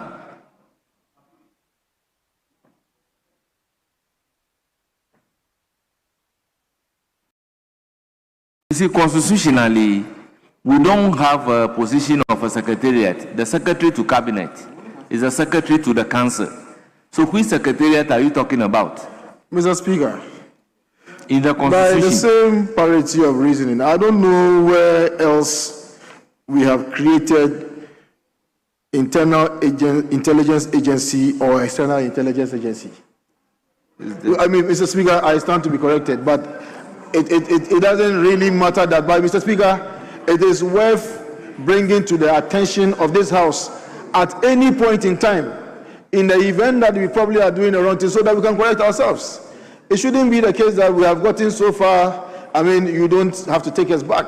We have to get this done and done right. Mr. Speaker, it is for the consideration of the House. If you look at the Intelligence Agencies Act, it is a creature in the Intelligence Agencies Act. That is a creature. But the office that you are talking about, which law established it? Because it must first of all be in existence. Yes. Well, I just want to allay the fear of my colleague, Honorable Tampuli. He is concerned about where will the national security activity be situated. Just as when we finish this, the next thing that needs to be done is the national security coordinators activity. So we should just be patient. When we get there, we can get the right renditions to take care of the concerns that he's talking about. But surely, in the bill, there's a provision for the appointment, his deputies, and what they do. So, but that will be after we have created the intelligence group. So if you could just be patient, when we get there, you will have the opportunity to make all the necessary amendments. Members, I'll put a question on clause 12 as variously amended. Those, yes, Honorable Dr. Kabiru. Mr. Speaker, I'm proposing further amendment to clause 12 by the deletion in B. Internal intelligence agency existing immediately before the coming into force of this act and known as the National Intelligence Bureau, now referred to as DEB. And then the new rendition will read, Bureau of National Intelligence. Mr. Speaker, I make this proposal cognizant of the fact that Clause 7 makes provision for the Bureau of National Intelligence, and it did not come with this verbose and rather superfluous wording that is associated, in my opinion, that is associated with B. So my proposed amendment is to make it read sensibly and simple as Bureau of National Intelligence. Mr. Yes, Speaker, the proposal is to delete B and instead substitute Bureau of National Intelligence. It is for the consideration of the House. Members, I'll put a question. As many as are in favor say aye. Those against say no. All members, I'll put a question again. As many as are in favor, say aye. Those against, say no. All members, you are defeated. The amendment, proposed amendment is not carried. Thank you very much. Put a question on the entire clause 12. Yes, on clause 12. Yes, Mr. Speaker. Mr. Speaker, 12C. I think it is an oversight. In this country, we only have a research department. And I'm not too sure why we are classifying the research department as an external security agency in this house. No, but I understand. But I understand. But be careful, Mr. Minister. It's a research department. And let it remain a research department. It is not up to us, for national security reasons, to now classify. So anybody, if you show up as a research staff of the Ministry of Foreign Affairs, now the whole world knows you as an intelligence officer. Is that what I'm saying? You don't have to accept it. So if we have a research department, I don't know why the whole Ghana Parliament, we are making known, that our research department is an intelligence agency. I think that we should find a way to be careful on some of these things. It's a research department of the Ministry of Foreign Affairs, and it should remain a research department. So you are talking about C.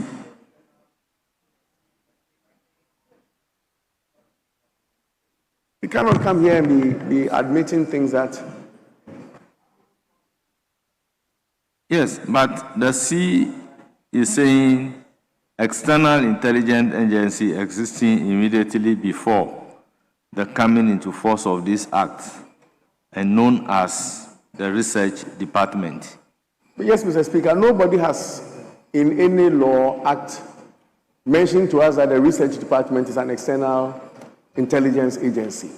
We know them as a research department of the Ministry of Foreign Affairs, helping the ministry collecting information, sharing with Ministry of Tourism, Ministry of Trade, and the likes. I don't think that we should come here to Parliament and label research department as an external... Have you looked at clause 12 of Act 1030? Mr. Speaker... Clause 12 of Act 1030. Yes, I have. You have looked at it. We are trying to... Do you have it before you? Yeah, I know Other than that, I can read it for you. Mr. Speaker, I led the passage of 1030. Yeah, so can I read it for you? The department existing immediately before the coming into force of this act and known as the Bureau of National Investigation, now referred to as National Intelligence Bureau, and the Research Department, respectively, are committed are continue to be in existence under this act as the internal and external intelligence agencies of the state.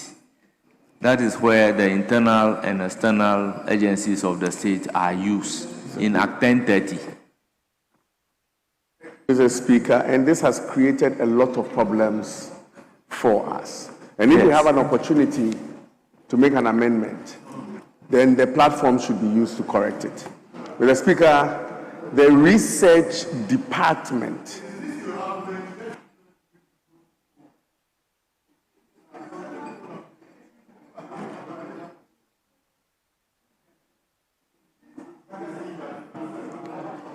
You see, so in line with that section 12 of Act 1030, they are also using the word external here because the Act 1030 makes reference to internal and external intelligence agencies. So this amendment was occasioned by what was in the earlier law.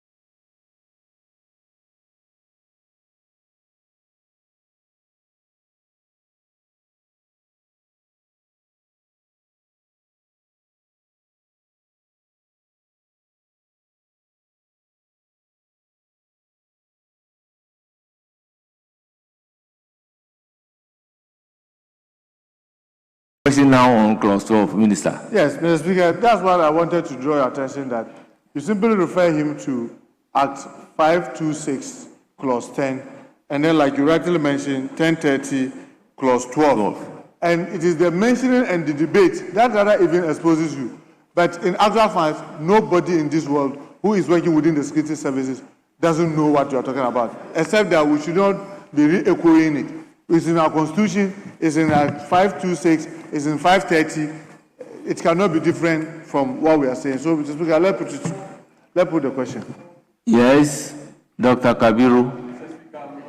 Very well. As many as are in favor of clause 12 as variously amended, standing part of the bill, say aye. Those against say no. Honourable members, the ayes have it.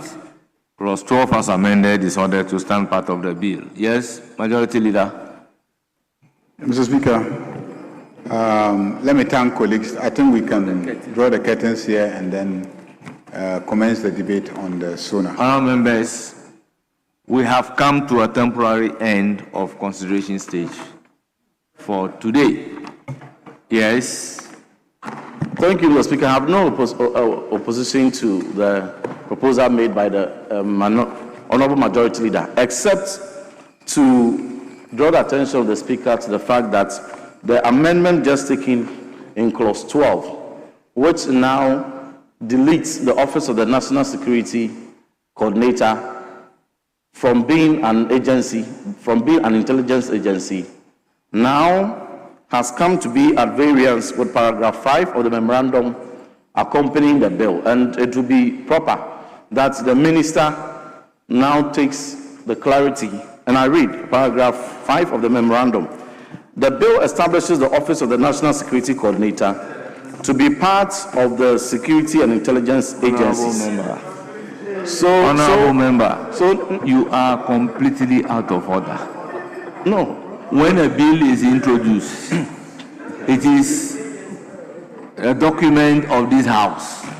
The memorandum enables you to debate at second reading. Once you are at consideration stage, you are free to propose amendment, and if the amendment is carried by the House, that is the rendition of the House, and the House will pass the law as it deems fit. You can say an amendment is inconsistent with the memorandum. No. That's why the bill is entirely in your domain. No, Mr. Speaker, I'm guided. But the fact that it is a cardinal principle, then we will end up having a bill which cardinal principle is completely different from the that is products why that have been in passed. Pepper and Hearts, parliamentary debate is an aid to interpretation. They didn't say memorandum should be an aid to interpretation, but the debate, what resulted into Parliament agreeing on that particular rendition, will aid when it comes to the interpretation of the bill. At consideration stage, we don't behave as if we are at second reading. No. Mr. Speaker, I don't intend to take us back to second reading, but this is an important signal. And it's because, as you are aware, and you bear us at winnowing, one of the major contentions. That is why second reading is allowed. And more so, when we bring consideration stage to an end, you don't talk about the bill again. So, honourable member, can you resume your seat?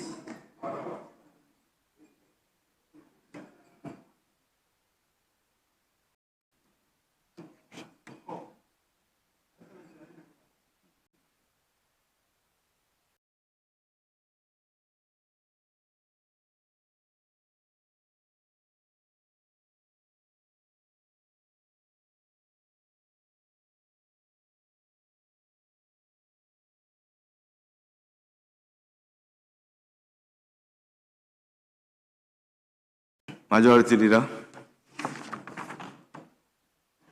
Mr. Speaker, if we can take item number 10. Item number 10, it's a motion.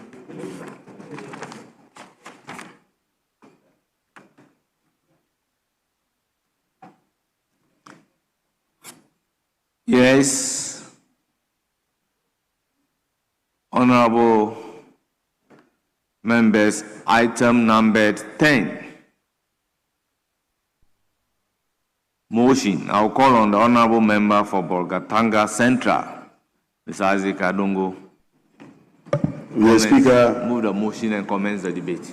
I move that this honorable House thanks His Excellency the President of the Republic for the message on the state of the nation which he delivered to the Parliament on Friday, 27th February 2026. You are speaking for 10 minutes.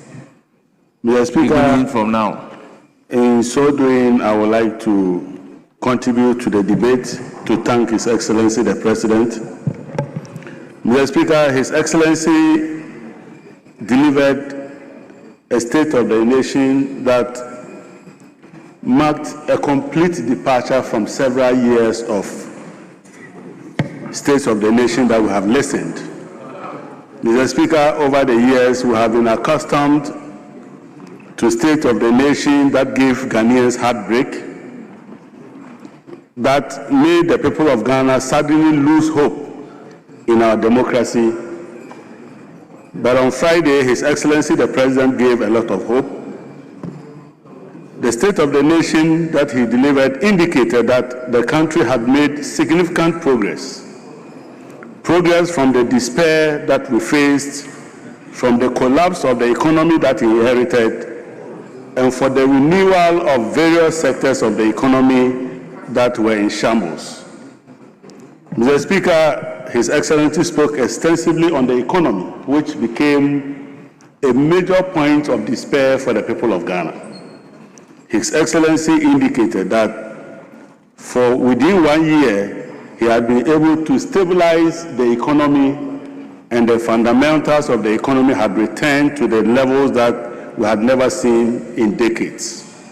Mr. Speaker, for the first time in decades, particularly within the Fourth Republic, inflation is trending at 3.8% as at the end of last month. Mr. Speaker, GDP for the first 3 quarters of the year recorded in excess of 6%. And Mr. Speaker, the country recorded a positive private balance that had eluded this country for so many years. Mr. Speaker, the end result is that the country now had a hold on the economy and can therefore have the comfort to move towards the development agenda that we so much divide. As a result, Mr. Speaker, His Excellency couldn't have put it aptly when he said that the country is on the runway and advised everybody to fasten our seatbelts. But Mr. Speaker, there have been several comments that have occasioned this state of the nation, and I would like to take time to address some of them. Mr. Speaker, we have seen forgotten that for 3-4 years consecutively in our country, the IMF and the World Bank, leading to the 2022 when we declared bankruptcy, that our country was facing very high risk of debt default. Unfortunately, the managers of the economy at the time did not take heed of that. The end result was that the risk of debt default finally became actual default in December 2022, when the country declared to the world that we could not pay our debt and filed for bankruptcy with our creditors. But Mr. Speaker, even in the midst of us not paying our debt, we still could not manage the foreign exchange. The cedi was trading at about 17 cedis to the dollar, but today it is possible to buy the dollar at about 11 cedis to the dollar. And His Excellency said that he did not have to arrest the dollar. What he did was to strengthen the cedi so that it could put up a good fight against the other major foreign currencies. Mr. Speaker, very simply put, when your child is bullied in school, you don't arrive in the school with policemen to arrest the children that bully your child. You train your child to take up his own and fight to save his life. And that is exactly what His Excellency did with the cedi. But Mr. Speaker, our colleagues have tended to tell us that the gold board that we set up to support the cedi is nothing new. And somehow or another, somebody who was the head of the economic management team that failed our country, is the one who brought about the purchase of gold at the Bank of Ghana. Mr. Speaker, I want to put it on record that in 1958, when some people's father and mothers had not even met, in 1958, our country, when we introduced our own jurisdictional currency, the assets that backed that currency included gold in 1958. Mr. Speaker, in 1961-62, the managers of the economy took a very bold decision to ramp up the purchase of gold to support our reserves at the Bank of Ghana. Mr. Speaker, they increased gold holdings at the Bank of Ghana to about 8.7 metric tons, which was valued at the time at $3.7 million. Mr. Speaker, it will interest you to note that the people who sold those gold that will refer to them as the legacy gold, it was Dr. Mahmoud Bawumia and his people who sold all that gold for $100 million in 2022 just to balance the books at the Bank of Ghana. So, Mr. Speaker, rather than say that somebody brought about the purchase of gold at the Bank of Ghana, the truth is that that person rather sold our gold that had stood in our books since 1961 and sold them in 2022. So the truth is that Dr. Mahmoud Bawumia did not bring any original idea for the purchase of gold at the Bank of Ghana. And as a matter of fact, gold was purchased at the Bank of Ghana as far back as 1958. And the legacy gold that was bought in 1961 was sold by Dr. Mahmoud Bawumia in 2022. So clearly, all these settings, all this pretense and high sounding to try and give somebody credit is neither here nor there. The facts speak for themselves that the buying of gold at Bank of Ghana started several decades before His Excellency was even born and became a vice president. But Mr. Speaker, I have also heard some people who misunderstood the statement that His Excellency the President made. When His Excellency the President, and here, Mr. Speaker, with your permission, I would like to quote. He said, Mr. Speaker, to reduce Ghana's 300 to 400 million per annum import bill on poultry, the government of Ghana has set up a program to reverse this trend. But Mr. Speaker, His Excellency said that part of that arrangement also include production of poultry by households in addition to those that are being produced by commercial farmers. Mr. Speaker, he says that the Akukon Kitinkiti program is underway and the target is to reach 600,000 households. Even before the launch of the program, 720,000 birds. And for those of you who were wishing for a slip, please pay attention. This is what is in the meat, and this is what is captured by the Hansard. And this is the truth, that it was 720,000 birds that were shared among 13,000 Ghanaians. So for those of you who are out there making noise, this is the truth, and nothing but the truth. But Mr. Speaker, it is obvious that our colleagues are not interested in the debate because the cocoa politics has died. The cocoa jandam is gone. Today, everybody knows that Ghana pays twice as much as Cote d'Ivoire for the price of cocoa. So for those of you who are out there deceiving some farmers that somehow or another it was John Dramani Mahama that was reducing cocoa and was pointing to Cote d'Ivoire as the savior of the cocoa industry, today we want you to visit the farmers and tell them that cocoa is more expensive in Ghana than it is in Cote d'Ivoire, and that they rather may see Cote d'Ivoire, people in Cote d'Ivoire smuggling cocoa to sell in a higher price in Ghana. So of course, after having seen the collapse of the cocoa politics, it is not surprising that their seats are empty because they have nothing to say again. Mr. Speaker, another most important issue that our people have tended to do is to tell the people of Ghana that all the good news is settings. I don't know what they mean by settings, but of course I want to tell them that Ghanaians know settings when they see one. Settings is when somebody loses a general election. A general election for which his party elected him as a flag bearer. The person now comes to a general election and is woefully disappointed and rejected by the people of Ghana. You now go back to the people for a flag bearer election that you didn't lose before, and you win that election, and you say that the stone that the builders rejected shall be the head of the cornerstone. Have you won a general election?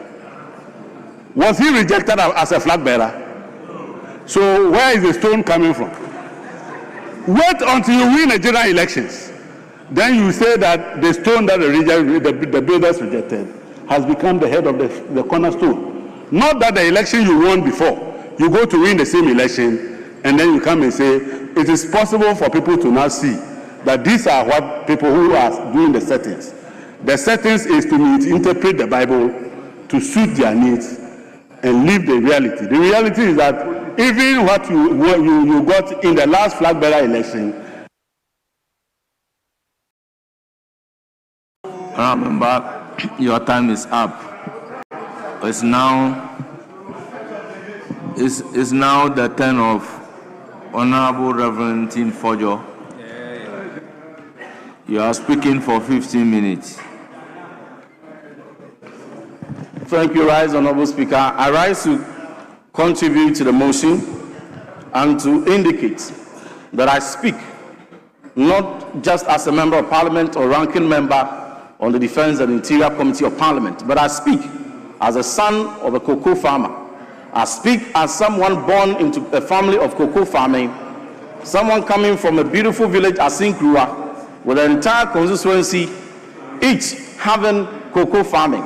I speak as one of the affected members of the over 4 million cocoa farmers that this government deceived them and promised them of an amount not less than 6,000, and in some instances even 6,500, only to obtain their votes and to turn around to reduce the meager prices they had offered them by 1,000 cedis. I speak as one of the many cocoa farmers who have been rendered poorer. Yes, under President. Sorry, let me correct. You are speaking for 10 minutes. Thank you, Mr. Speaker. I speak as one of the 4 million cocoa farmers and their dependents who have been rendered poorer, who have been deceived. And today you are making reference to Ivory Coast. No Ivory Coast minister went around seeking votes of cocoa farmers, promising them 6,500 per bag. You did, and you turned around to take and to cheat them, to shortchange them, and to steal 1,000 cedis from one bag of cocoa. Mr. Speaker, we are talking about a state where traders no longer feel safe, even to embark upon their cross-border trading that some few years ago they were boldly going about ensuring that tomatoes are brought in. Today, due to the failure of the government in ensuring that intelligence is effective and ensuring that we put in adequate measures for the protection of our citizens within our borders and beyond our borders, our tomato traders, 8 of them, sadly met their untimely, horrific killing in terrorist attack in Burkina Faso. May their souls rest in peace.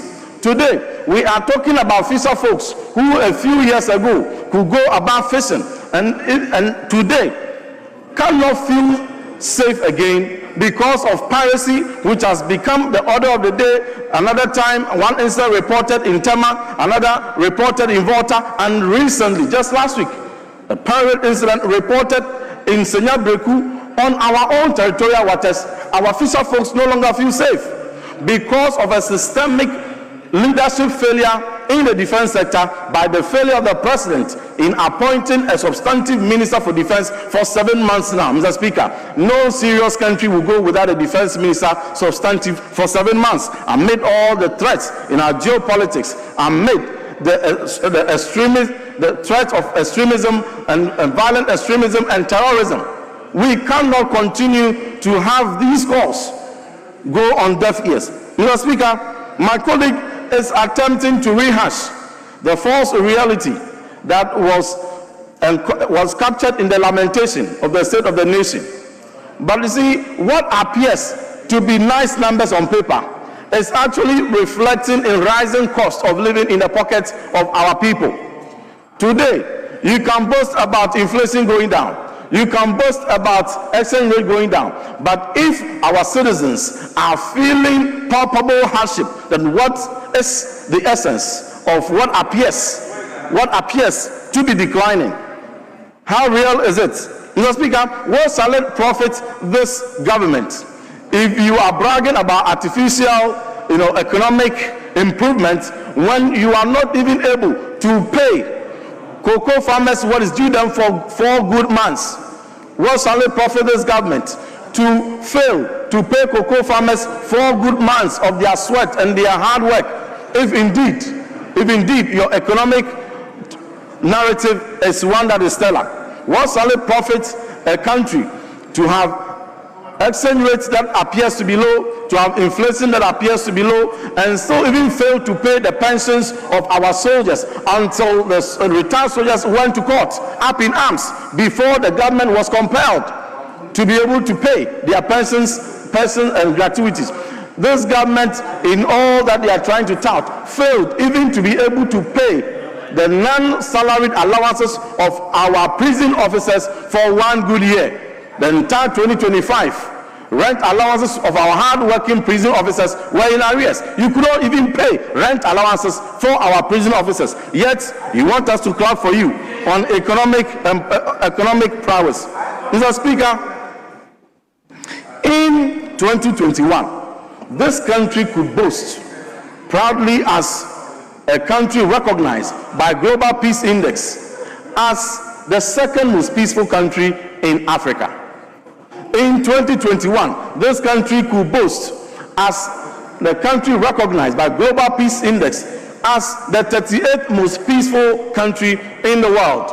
But today, due to faulty security sector policies and inactions and negligence on the part of the Commander-in-Chief of the Republic, our security has deteriorated.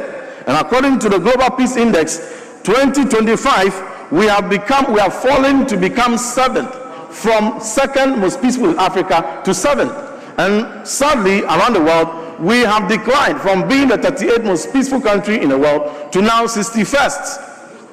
That is how deteriorating our security situation is. Mr. Speaker, all these are because of unpopular decisions. All these are because of the failure of the president to appreciate the cry of the citizens who all they want, the aspiration is to feel safe within their territorial borders. And they know fundamentally from Constitution that the Minister for Defense, by Article 83, is a key member of the national security architecture of this country. So for the negligence of the government from appointing defense minister is one that is reckless, Mr. Speaker, to put it mildly.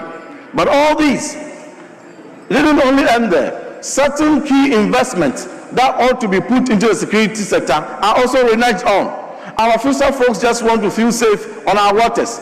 They are asking that this government must not pay lip service to what appeared in the 2025 message of the State of the Nation by President Mahama, which was copied and pasted and found expression also in the 2026 State of the Nation address by the President, where he says steps are being taken for the acquisition of 2 offshore patrol vessels. He said it last year. He has repeated it this year. Mr. Speaker, till date, not even a single agreement is before this House to give credence to that rhetoric. So all that our fisher folks are asking is that get off your guilt of the past. A few years ago in 2024, publicly in this chamber, this side of the majority, when you were in minority, you opposed the acquisition of offshore patrol vessel acquisition. You oppose it. So today, because of the guilt, you are not able to have the boldness to bring it. We on our side are going to be nationalistic. When you bring it, we shall support you to acquire 2 offshore patrol vessels, Station 1 on the Togo border, Station 1 on the Ivory Coast border, and they are combat vessels that will ensure that pirates will not would no longer find our territorial waters safe for their dwelling. Mr. Speaker, in all that we are saying, our soldiers do not even feel safe any longer. You see videos of soldiers who are mandated to protect our environment from Galamsey running for their lives because some party foot soldiers have received an emboldened order to chase them away. That is the state of the nation as we speak today, when even security officers no longer feel safe. We are talking about the state of our country where over 48,000 of our compatriots from Saula, Kaba, Tuna, Bole, Bambo in Binyere conflict were displaced, and not a single shelter was even constructed for them. 13,000 fled as refugees to Ivory Coast, 10,000 fled as refugees to Burkina Faso, and even a response of this claim is in this other paper, which the Minister for Interior was scheduled to answer. Mr. Speaker, we are asking that account for our own compatriots who are citizens of Ghana who were displaced as a result of your negligence in security. But you are quick to fly men and women and soldiers with resources to Jamaica for rebuilding when you have neglected your own Solar Kabatuna and Binyere outside gentility home cry. Mr. Speaker, all we are asking is that the state is unsafe. We want the President, the Commander-in-Chief of the Ghana Armed Forces, to pay attention to the security sector and to pay attention to the welfare of the men and women in uniform who are proudly preserving the security of this country, and to go back to fulfill the promise to the cocoa farmer and pay the cocoa farmer what they deserve. They have lost a lot of livelihood and they are selling their lands for Galamsey. This is a covert way of this government.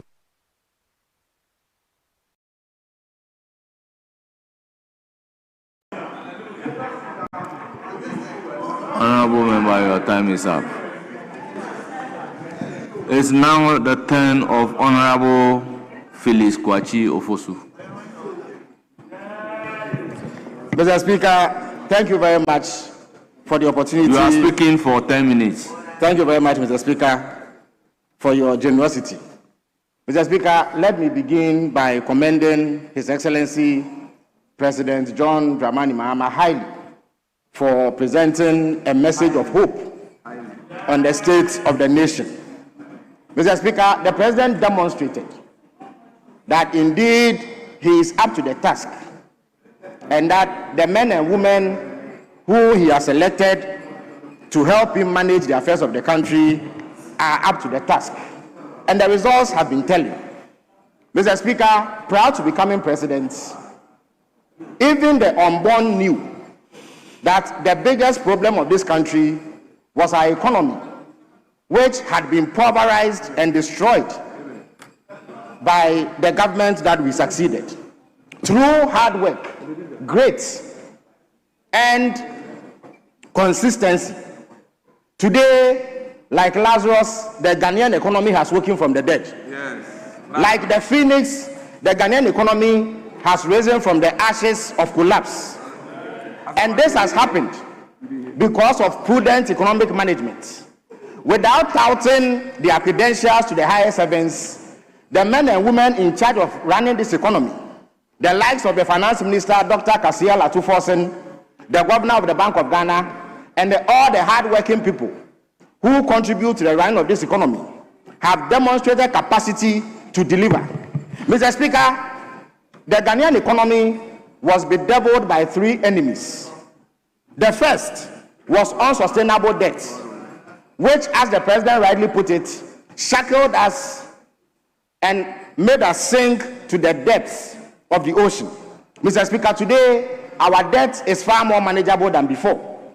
82 billion Ghana cedis of our debt has been chopped off through the prudent management of this government. Mr. Speaker, the second enemy of the Ghanaian economy was inflation. Mr. Speaker, inflation ate away at the disposable income of the people of Ghana. It made it difficult for the people of Ghana to retain value in the money they had. Whatever little was left in their pockets was dissipated on rising prices, which on a daily basis went beyond their means. Their purchasing power was seriously depleted. Through hard work effective strategy and prudent measures, today inflation is under control and is at a measly 3.8% from the highs of 23%. Mr. Speaker, at some point it was even at 54%. Today, inflation has reduced. And Mr. Speaker, it has not reduced on paper, as claimed by my good friend on the other side. Mr. Speaker, every honest assessment of the situation would show that the prices of thousands of goods and items on the markets have reduced. Mr. Speaker, basic items that we purchase, like rice, like margarine, like gari, like kokonte, like oats, like oil, like yam, like palm fruits, like meat, chicken, key soap, Dettol, and all the thousands of items that we can list have reduced in prices. This is because inflation has been brought under control. The rate at which inflation used to rise is much lower now.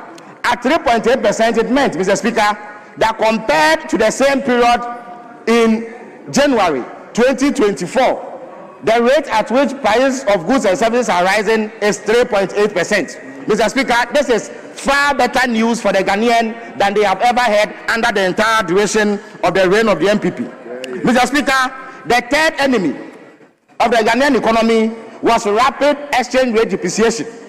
Mr. Speaker, the previous government paid the exchange rates at 4 cedis to $1. By the time they left it, it hovered around 16 cedis on the forex market. Today, this meant, Mr. Speaker, that imported items kept on rising. The exchange rate became the handmaiden of inflation because that was essentially what was fueling inflation. Through consistent efforts and ingenious policies, today the exchange rate is under control. The Ghana cedi recorded its steepest climb against the US dollar. It made a gain of 40.7%, which has not been recorded in living Ghanaian memory.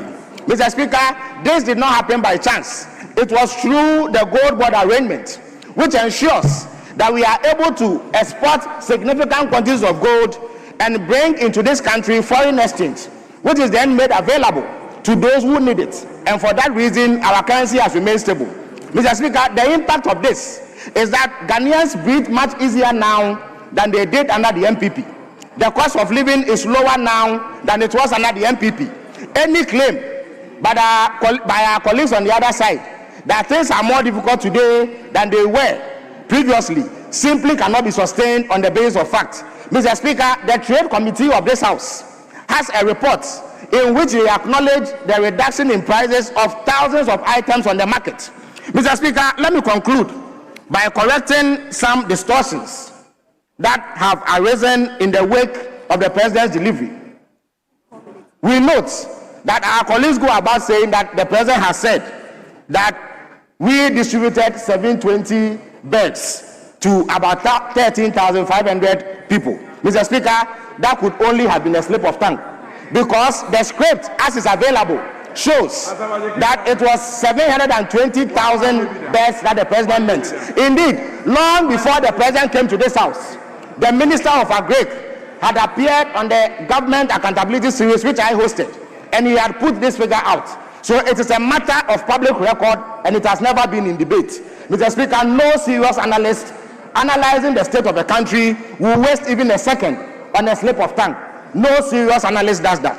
Mr. Speaker, it has also been claimed that the President said that EOCO has recovered 600 million Ghana cedis from Operation Recover or Loot. Mr. Speaker, that is not accurate. The President never made reference to oral in respect of the 600 million Ghana cedis.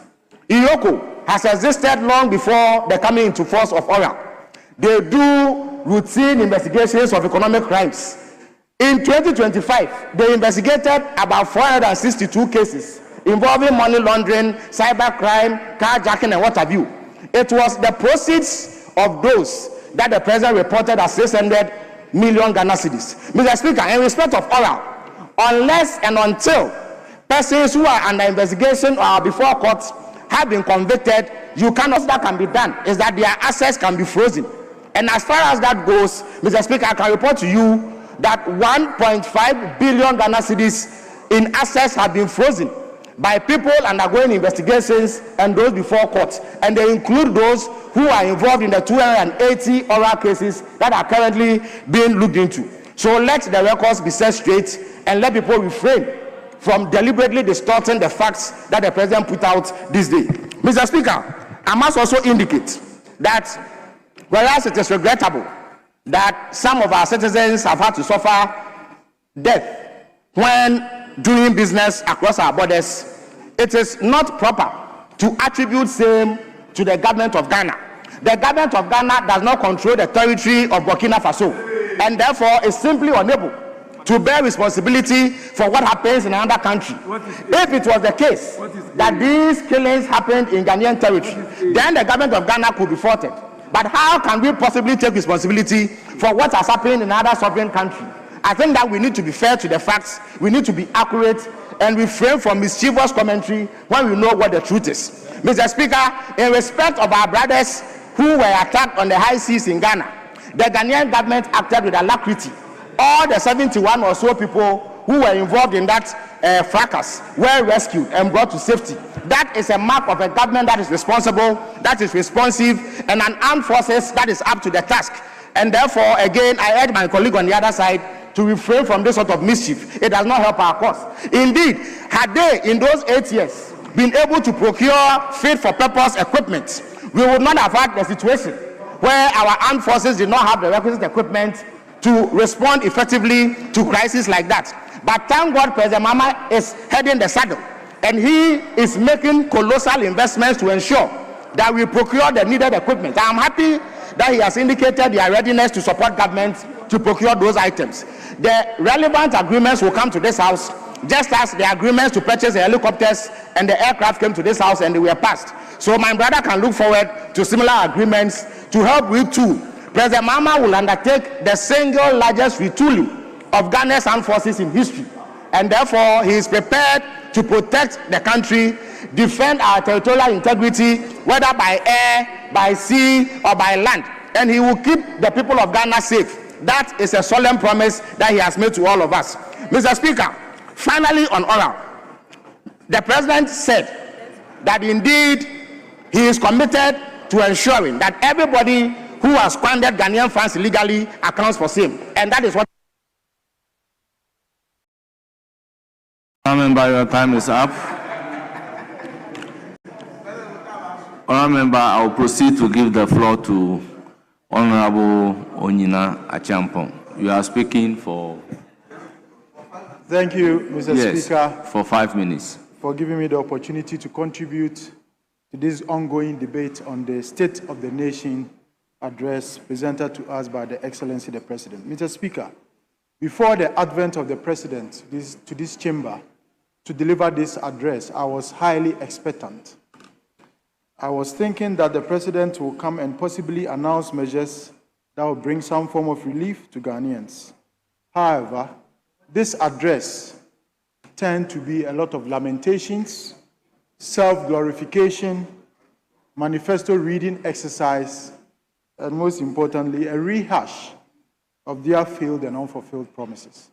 Mr. Speaker, this government seems to be so fixated on the macroeconomic indicators, such as inflation and the cedi appreciation, more to the extent that it has gone completely oblivious of the hardships, that untold hardships, that an artificially stimulated indicator brings to fore and brings to bear on Ghanaians. The Speaker, they injected $10 billion of our hard-earned money just to stabilize the currency. Mr. Speaker, to put this into context, this $10 billion is the entire budget for their flagship program, the Big Push, for 4 years. But they injected this $10 billion just in 1 year, just to make them look good. Mr. Speaker, when the cedi is artificially stimulated, there is lack of export competitiveness, because the cedi is stronger and our exports become, the cost of our exports become very high. So it disincentivizes exporters, and the people who are outside getting our exports are not ready to buy from us. Mr. Speaker, it also encourages imports, which is why, Mr. Speaker, cocoa farmers are crying, maize farmers are crying, because a lot of people are importing maize. Rice farmers are crying, beans farmers are crying, tomato traders are crying, and cashew farmers are crying, because this government has chosen to artificially pep up the cedi at the detriment of its own farmers. Mr. Speaker, the president told us that he has, in the past, since 2025, created 1 million jobs. This is a different statistical data from what the Ghana Statistical Service is giving us. Mr. Speaker, just to assume, without admitting that this is true, because he's our president, and we know he will not willingly mislead this House. Let's say 1 million jobs is true. Mr. Speaker, 1 million divided by 276 constituencies is averagely more than 3,600 jobs per constituency. So I ask myself, I ask this majority side, can everybody substantiate that they've been able to provide 3,600 jobs to their constituents? If that is yes, this minority side, we have not received anything. The Statistical Service gives us that we have over 14 million workforce and 13% of them are unemployed, leaving it to 1.8 million people who are unemployed. So if in the past 2025, this government has provided 1 million jobs, it means that out of the 1.8 million jobs, we are left with only 800,000 jobs to secure. Meaning, for every 10 people who were previously unemployed, 5 to 6 people have been employed. So I throw it to Ghanaians, the various people in the constituencies, the teeming youth who are in the constituencies. Have you been employed? Yes. The president is saying he has created 1 million jobs. Have you been employed? Yes. The truth of the matter is that 24-hour economy is not working. It's not working. Nurses have not been recruited. Teachers have not been recruited. Mr. Speaker, to end, the true state of the economy is that farmers are crying. Teachers and doctors and nurses have not been recruited. They are suffering under the rising cost or the rising living cost. Unemployment is up. Electricity bills are up. Water bill is up. Transport fares are up. Imports are up. Cocoa prices are down, maize farmers are down, cashew farmers are down. Growing uncertainty among farmers and exporters, Mr. Speaker. Ghanaians are really feeling the negative effects of this government. In fact, this is the true state of the nation. Thank you, Mr. Speaker.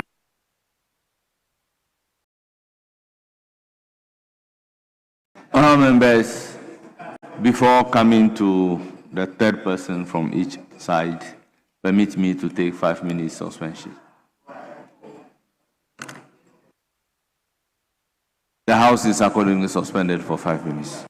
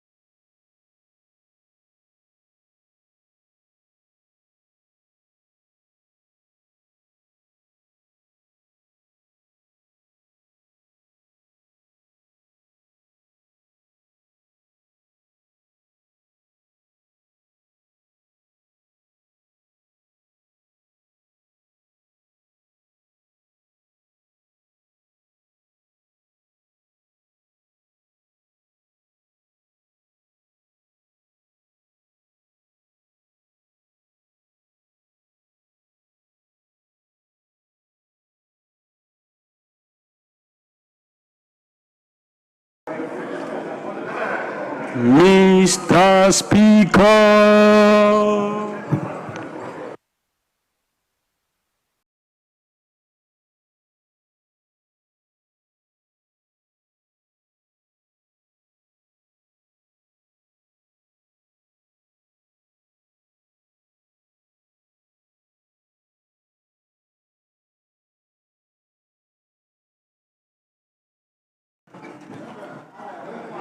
It's now the turn of Honorable Kofi Bente.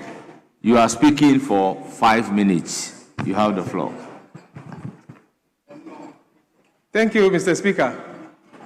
Mr. Speaker, on last week, Friday, the people of Ghana were privileged, including all of us here, to have the President present to us a written and oral submission of the state of our economy, which we are already feeling in our bodies and minds. Mr. Speaker, in the expression of the state of the economy by the President, he told us that one situation that struck him so much was that at the point of taking over, our nation, as a result of the many measurables he took over, was bedeviled by excessive borrowing. Ghana had borrowed so much to the extent that our debt stock stood at a percentage of 62% of our GDP. This has resulted in the nation declaring itself bankrupt. In fact, Mr. Speaker, if the President had not taken over, this country would have been put under receivership. The country would have been liquidated to the extent that this, our august Parliament House, may have to be liquidated to realize monies to pay our debt. But the President, knowing the all-round repercussions of excessive borrowing, took a strong stand to turn the corner. Today, our debt stock has been reduced by 82 billion Ghana cedis. Our debt now stands at 45% of GDP from an inherited position of 62%. The repercussions, the benefits are that today, we don't need so much money, so much foreign currency to pay our debt. So our foreign reserves are soaring, which has made our local currency become stronger, not only to fight a handcuffed dollar, but also to fight all other trading currencies. The result also is that inflation has come down because we are no longer importing at those higher costs. Interest rates have dropped. And these are all facts that I was expecting my colleagues to allude to. Unfortunately for them, on Friday, when they got the opportunity, they decided to establish a branch of the Unibar Youth Choir here in this chamber. And the choir master, who hails from Efutu, having a greater perspective of choral music, decided to mock cocoa farmers by letting his choir people dress in choir robes. In fact, what he did not know was that cocoa farmers in Serious do not dress like choristers when we are going to farm. What we do is to wear what we call our working gear, our Wellington boots, and our cutlasses. Instead of you, and I was expecting you to sing, to praise, appreciate what the President has done. I was expecting you to sing with Chiama Kainina Mame, because the President has paid the debt that you inherited from you. The debt that you accumulated, he has paid. In fact, Mr. Speaker, the President was clear that in 2025, $709 million of our debt were even paid ahead of schedule. Ghana, that could not pay its debt and had gone bankrupt, is now able to pay some of its debt ahead of schedule. This was clear in the international eyes to the extent that all the major rating agencies, Fitch, Standard & Poor's, Moody, have all now improved Ghana's credit rating. Is that true or false? You know it. If it were you, having chalked this rating, you would be running out there going to borrow. But today, we have a president who is disciplined in his borrowing, who is so much focused that all the benefits that are accruing as a result of our debt management is resulting is resulting in the cost of living of our people. He's thinking of, Mr. Speaker, the president has made sure that we as Ghanaians benefit from his debt management skills. And on behalf of all of us in this chamber, we want to appreciate the president, and we know by the next State of the Nation address, we will see more for our friends on the other side, no longer to sing choral music, but to wear white and join us to celebrate the good news that the president will bring to us. Thank you, Mr. Speaker.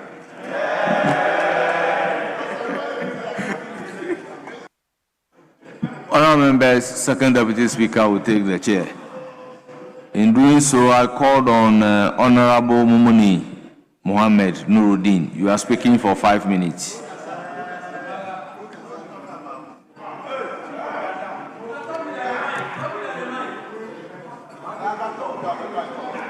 Please, you have the floor.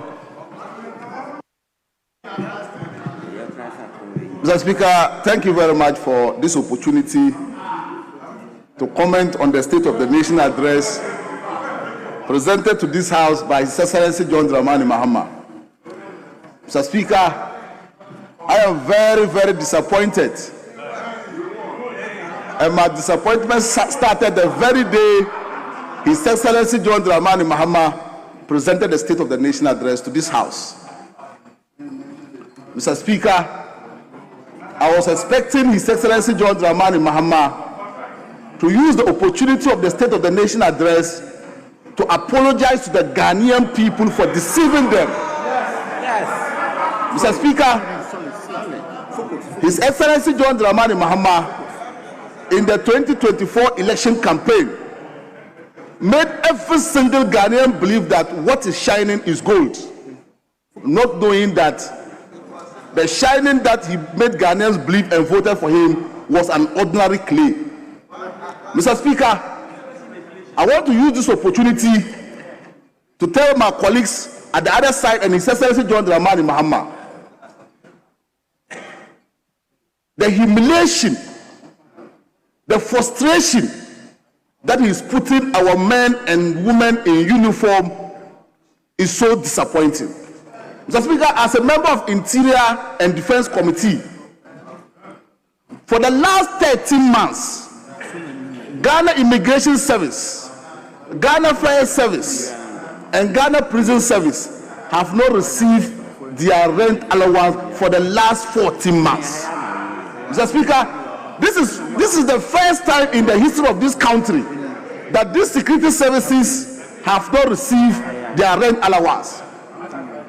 But our colleagues at the other side want us to believe that inflation is down, interest rate is down, fuel prices is down, the dollar is down, but still they can't pay rent allowance to the Ghana Prison Service, Ghana Immigration Service, Ghana Fire Service.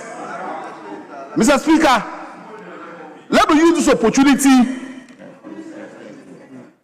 The minister have not issued any statement. Mr. Speaker, they are putting the officers in a very emotional manner.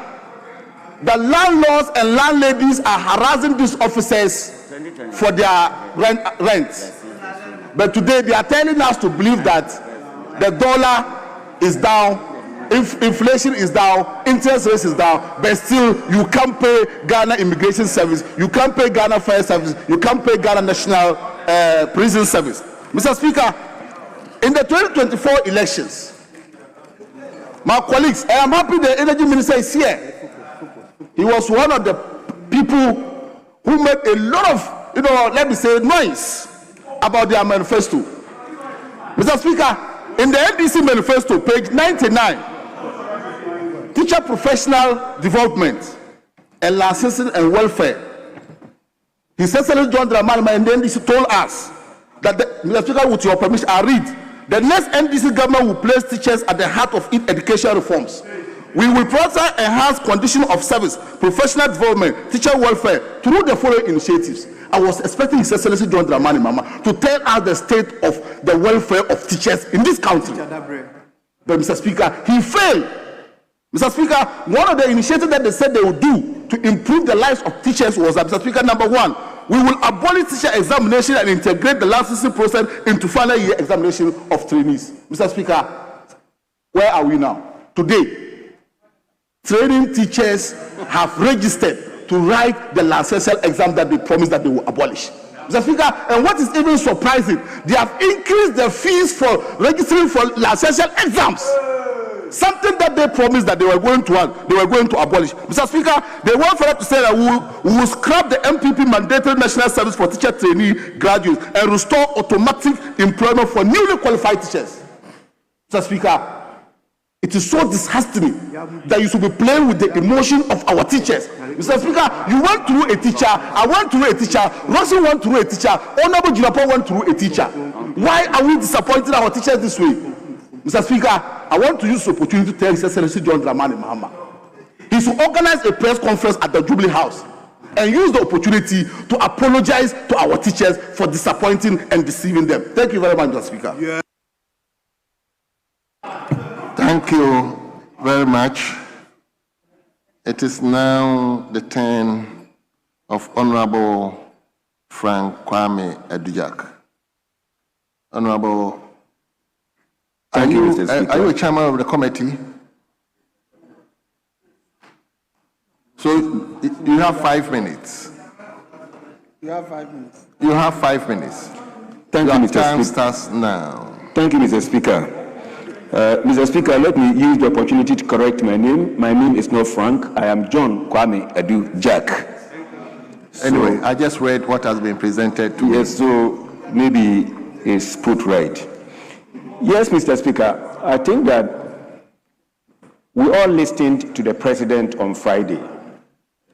And after listening to the President and relaxing in your seat, you can understand that indeed this is somebody who will always come up with the truth of the state of this nation. I'm saying so because one of the things I picked from him was the performance of our Ghanaian cedi. Because as it stands, I could see that the cedi at the level for which we are, around 10 point something percent, I think 10.7 cedi per the dollar, as compared to around 17 cedis per dollar in some time past. And this man delivered same to us that this is what he is able to do. I don't know why somebody was trying to downplay the cedi's appreciation to all the major foreign currencies. I term the cedi appreciation as an invisible hand in our economy. I'm saying so because we are in the import-dependent country in this in the world. One of the import-dependent countries in this world is Ghana. And so what happens is that almost everything, including even toothpick, we import. But one thing that changes the values of these at the ports is the exchange rate that we have. Because at the period for which an exchange rate was 17 cedi to the dollar, if you are importing an item that you ought to pay an import duty of about, let's assume 17,000 Ghana cedis, if you are paying the same duties and taxes today, you may pay about 10 point something thousand cedis.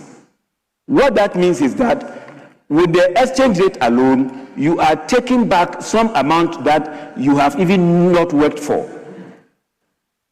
And that is the main reason why I said I loved looking and watching the president when he was talking. And he said something profound. He said that as for him, he is not prepared to arrest the cedi because it is difficult to arrest the dollar, rather. He wasn't prepared to arrest the dollar. What he was prepared to do was that he needed to strengthen the Ghanaian currency so that in its own power as the Ghanaian cedi, it fights against the dollar. And I think that is the right thing he has done. Because if you are a boxing, a boxing trainer, and then you send your boxer to the arena and then he is always being beaten. I don't think the right thing is to just tie the hand of the other boxer so that your fighter will be able to get through. But what you ought to do is that you help the feeble hands and the blows of your own fighter so that he will be able to defend him or herself at any time without you coming on board to support at any point in time. And that is what exactly the president and the team which I call the team of good heads.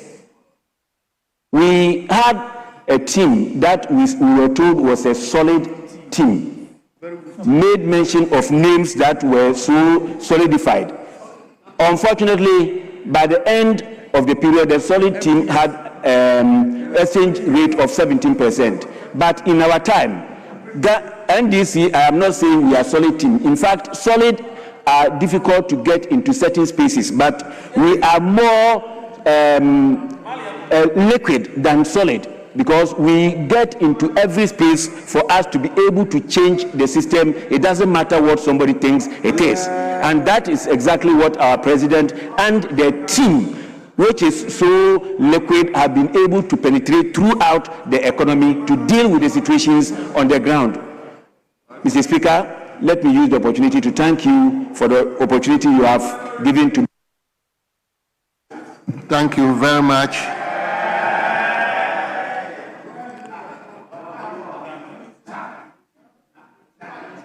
Yes.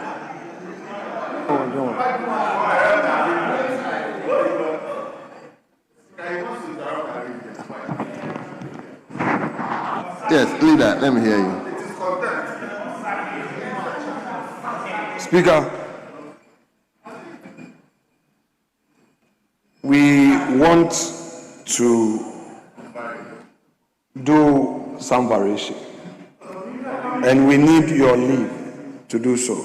So, Speaker, our colleague Nanado Kenneth is engaged in some parliamentary duties outside of this chamber, and we would want to proceed to replace him with Honorable Adofrimpong Nana Ampao.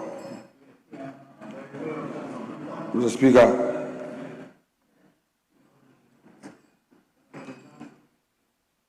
so, Mr. Speaker, with that replacement done, I want to take your leave to exit the chamber to discharge some other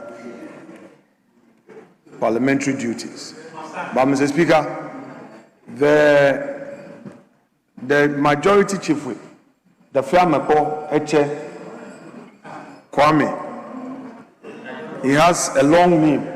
Mr. Speaker, I am cautioning him that available leaders are not to become subject of your usual bully.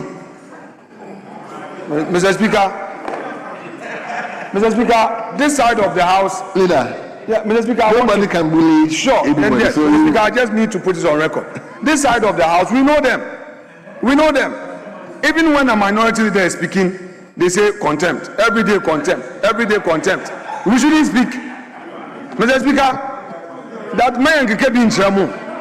Mr. Speaker, there will be more contempt in this house. Leader. There will be more contempt. Leader. We will speak and continue to remove all of us. You are going to remove all 87 of us. Leader. And stay in this chamber alone as a one-party parliament. That's what you want. That's what you want. Mr. Speaker, the chief whip is very intolerant. He doesn't, yes. He's very intolerant. He doesn't want to debate and he doesn't want divergent views. Leader. It's the reason why, Mr. Speaker, I want to remind him that when he was in the 8th Parliament, he said a lot of things. Leader, thank you. If we were to pursue you on contempt, would you have survived? Leader, thank you so Every much. now and then you are behaving like a crying baby. You in particular, I'm not talking about others, you. Leader, he's your friend. He's your friend. Yeah, Mr. Speaker, it's the reason why I'm using that liberty of friendship to tell you my peace of mind. Yes, I want to go for the 10th contempt. Yes. Mr. Speaker, you may respond to me. No, he wouldn't respond. Speaker, we thank the leader for his comments. If we may continue with the debate. Thank you. So, honorable members,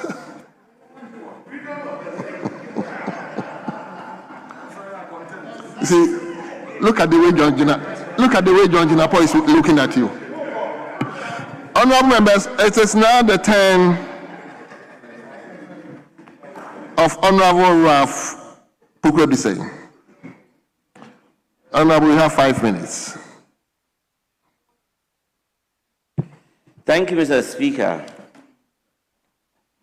Mr. Speaker, thank you for this opportunity to comment on the SONA delivered by His Excellency the President on Friday. But, Mr. Speaker, before I proceed, permit me to set some parameters very clear. I am unable to understand that whether what was delivered by the President is actually consistent with Article 67 of the 1992 Constitution. Simply because when you take the whole 3 hours statement that was delivered by the President, there is nothing about it that represents or that indicates or that shows that today, that is the true state of this nation. Mr. Speaker, it saddens me so much because, Mr. Speaker, we had high expectations, but it is a total deviation of what the state of this nation is.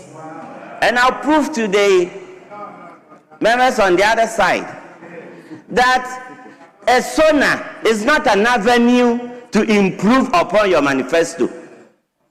That the SONA is not an avenue to improve upon your 2026 budget statement. It is an avenue for you to tell Ghanaians the truth about the state of this nation. And that is not what we heard, that is not what we saw on that fateful Friday. And I have been so confused that till date, I am still wondering whether it was a public lecture, whether it was an enhancement of the manifesto, or whether it was a campaign promise. I'll leave it there. But, Mr. Speaker, let me move straight to why I say this. Mr. Speaker, if you take 2026 financial year budget, the finance minister was here. Clearly, at page 80, paragraph 573, and I will quote, this is what the Minister of Finance told this House. Mr. Speaker, the Labour Department conducted 1,085 workplace inspections, registered 528 compensation cases, placed 9,553 job seekers in employment. Mr. Speaker, my emphasis, 9,553 job seekers in employment. And this was just this 2026 budget statement. And today, you have the President at page 13 looking into the eyes of Ghanaians and telling us that you have created 1 million, over 1 million jobs. Mr. Speaker, why? Why? Mr. Speaker, is there no fear of God in human beings anymore? No, Mr. Speaker, it is frightening. Because, Mr. Speaker, the reality is that you haven't created any jobs. And you owe it to Ghanaians to say that, Ghanaians, we are sorry. For the whole of 2025, we didn't create any job. And we'll forgive you. Mr. Speaker, once again, let me move into the economy. Mr. Speaker, the economy itself, You go on jargons about macroeconomic indicators. One question to the president before I land, Mr. Speaker, is that where is the purchasing power? So today, if inflation is low and you don't have money in your pocket, what have you done to us? Today, the dollar is down and you don't have money in your pocket, what have you done? So in conclusion, Mr. Speaker, I want to urge the president to come back again and deliver the true state of the nation's address to the people of Ghana. I thank you for this opportunity. Thank you very much, Honorable Member for Bekwai. Let me now turn to Honorable Dr. Thomas Anaba Winsu. Honorable, you have 5 minutes. Thank you, Mr. Speaker, for the opportunity to comment on the message of the State of the Nation delivered by His Excellency the President John Dramani Mahama to the House. But before I proceed, I would like to correct colleagues on the other side that there is a publication and a release from the Ministry of Interior that states the Ministry of the Interior wishes to inform the public, particularly persons of the Ghana Prison Service, Ghana National Fire Service, the Ghana Immigration Service, that the government has released funds for the payment of outstanding rent for the year 2025. Have you heard? Stop the conjecture. Did you hear that? But let me tell you one important thing.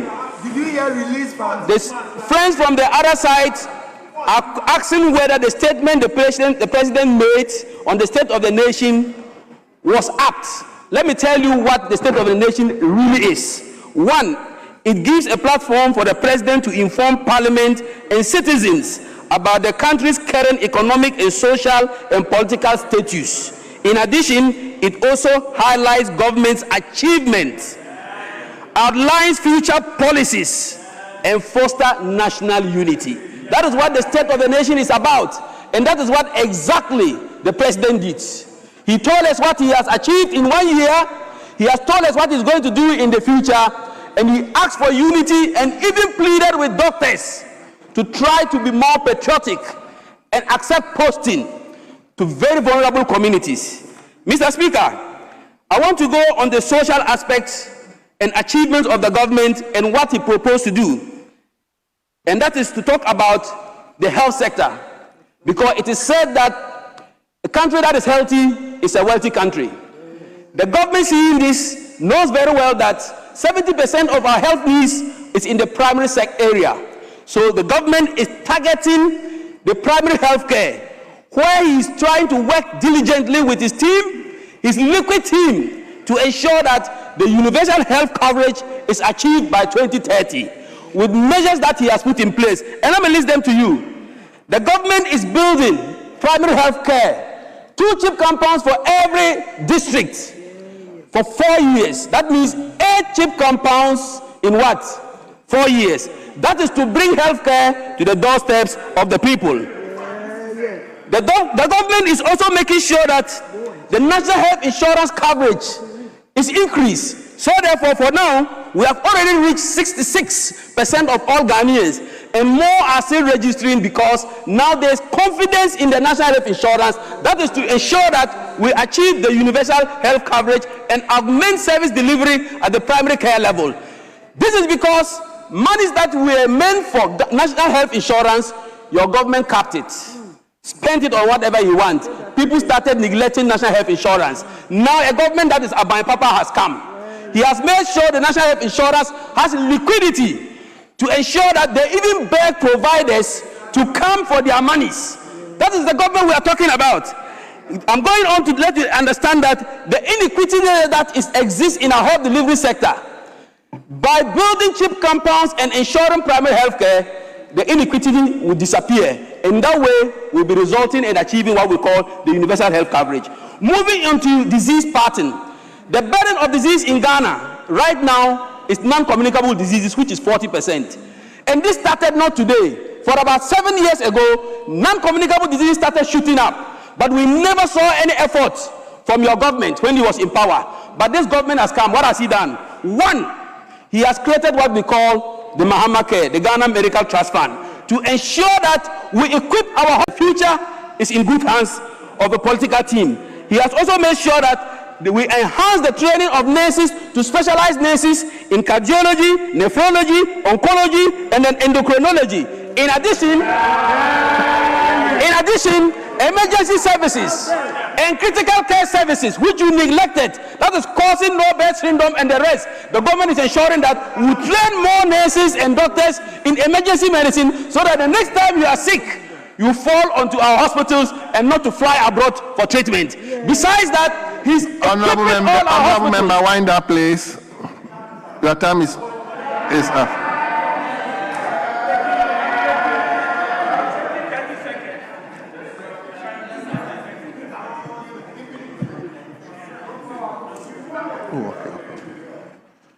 So, very well. So, Dr. Naba, sorry for taking 5 seconds of your time. Yes, Mr. Speaker, I will be happy to conclude. In conclusion, let me tell you that this government is investing in the health, approaching the Abuja Declaration, which is 15%. In 2021, you invested 7% in health. 2022, 7.6. 2023, 7.6.7. And 2026, we are investing 11%.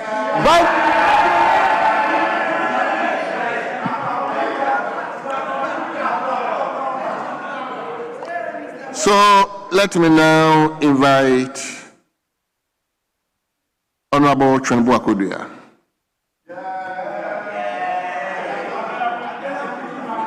Honorable, you have 5 minutes.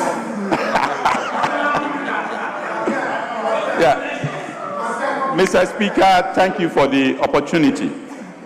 Mr. Speaker, the President gave the State of the Nation's address, and he told Ghanaians that the economy was in a take-off mode. He urged Ghanaians to buckle their seatbelts. But Mr. Speaker, the plane is not taking off. Grounded. We are stuck in a narrow runway. Mr. Speaker, the aircraft has not left the ground. Because, Mr. Speaker, the economic doctrine that is driving policy has a narrow and reactive approach. Mr. Speaker, what is happening now is that the managers of this economy are buying gold. They are turning gold into dollars. They are injecting the dollar liquidity into the FX market and then building reserves to defend the city. That is all that the managers of this economy are doing. Mr. Speaker, this is currency management, not structural transformation. It is currency management. Mr. Speaker, the real sectors, being industry, manufacturing, oil and gas, are weakening because policy bandwidth is diverted to short-term stabilization and reserve stockpiling. Mr. Speaker, investment and productivity sectors are weak. That is why we are stuck on the runway and this plane is not flying. Mr. Speaker, I'll give you some statistics from the Ghana Statistical Service, and I'll give you up to Q3 2025. This is where data is publicly available. And we will see that this economy is being run in a narrow bandwidth. Mr. Speaker, if you take GDP growth, momentum has been slow. If you look at Q3 2024, real GDP growth rate year on year, Q3, has been 7%. 7%. Q3 2025, Mr. Speaker, real GDP growth rate has reduced to 5.5% from 7%. This is the narrow bandwidth that the government is doing. This reflects 1.5% decline. and equivalent to 21% slowdown in growth momentum. Mr. Speaker, growth is slowing. If you go to industry, Mr. Speaker, industry is key to this country. Industry, Q3 2024, growth rate 11.4%. Mr. Speaker, if you go to the same period, Q3 2025, from 11.4, it has reduced to 0.8%. 0.8%. This is the economy that is being managed, and we want the plane to fly. This is a collapse of 10.6 percentage points and a 90% drop in growth momentum. Mr. Speaker, industry is the backbone of this economy. If growth is reducing from 11.4 to 0.8, Mr. Speaker, we should be crying as a country. Yes. Mr. Speaker, manufacturing, half speed. That's where we are, manufacturing. And manufacturing should be the engine of this country. That is what the Akufo-Addo government said. When we brought 1D, 1F, we said we were going to process all this produce. So manufacturing should be the engine of this economy. Manufacturing has reduced. Q3 2024, 7.4% growth. Q3 2025 has reduced to 3.9% growth. Mr. Speaker, this tells us that this economy has slowed down. We are over-focusing on building reserves. Mr. Speaker, oil and gas has contracted so much, contracted by 18.2%. This is shrinking. This is the economy.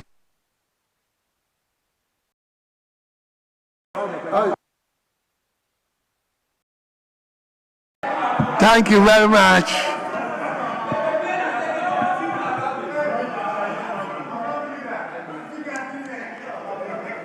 So let me now come to the chairman of the Transport Committee, Honorable J. Mensah. You have 10 minutes. Thank you so very much, Right Honorable Speaker. And I want to thank you for the opportunity to contribute to the motion, the SONA. Mr. Speaker, allow me also to commend the President for that wonderful presentation. And if there is any time that a SONA had been presented by a certain president, it was that time, last Friday. It was full of truthfulness, it was accurate, it was full of satisfaction. And I could see in the faces of our colleagues here that they listened with rapt attention. They were indeed mesmerized. Mr. Speaker, even when this man was presenting this SONA in humility, his composure and everything with rapt attention I saw in them. So when they took the cocoa pots in their hands, especially when he was in the tent or he was in the angle of the road sector, they were all listening in rapt attention. Mr. Speaker, this is a man who, when he is talking about road matters, he did that at that time without any emotions. Because we are in this country where for 8 years we had several prescriptions for our road in the conditions. Year of routes 1, year of routes 2, year of routes 3, and we couldn't have anything to show. Mr. Speaker, I say that the presentation regarding or in respect of road sector was satisfactory because I've been monitoring all the radio stations, FM stations, and I've never cited any negative comments regarding the road sector. This is a president who inherited over 104 billion total commitment of the road sector. He never lamented. Debt to contractors, over 21 billion. He never commented. He never lamented, except for him to start paying the debt. As we speak now, over 10 billion Ghana cedis have been paid to contractors. These monies were those that were awarded we inherited from the MPP, and the finance minister has been instructed to ensure that these payments have been done. It's ongoing. Mr. Speaker, the president was very clear in his prescription on our roads condition, how to get them sorted out. And that is where we have the big push. Mr. Speaker, the President was very clear here that 50 major roads have been placed under the big push in the program. These major roads are that touches everywhere, every part of this country. There's 16 regions.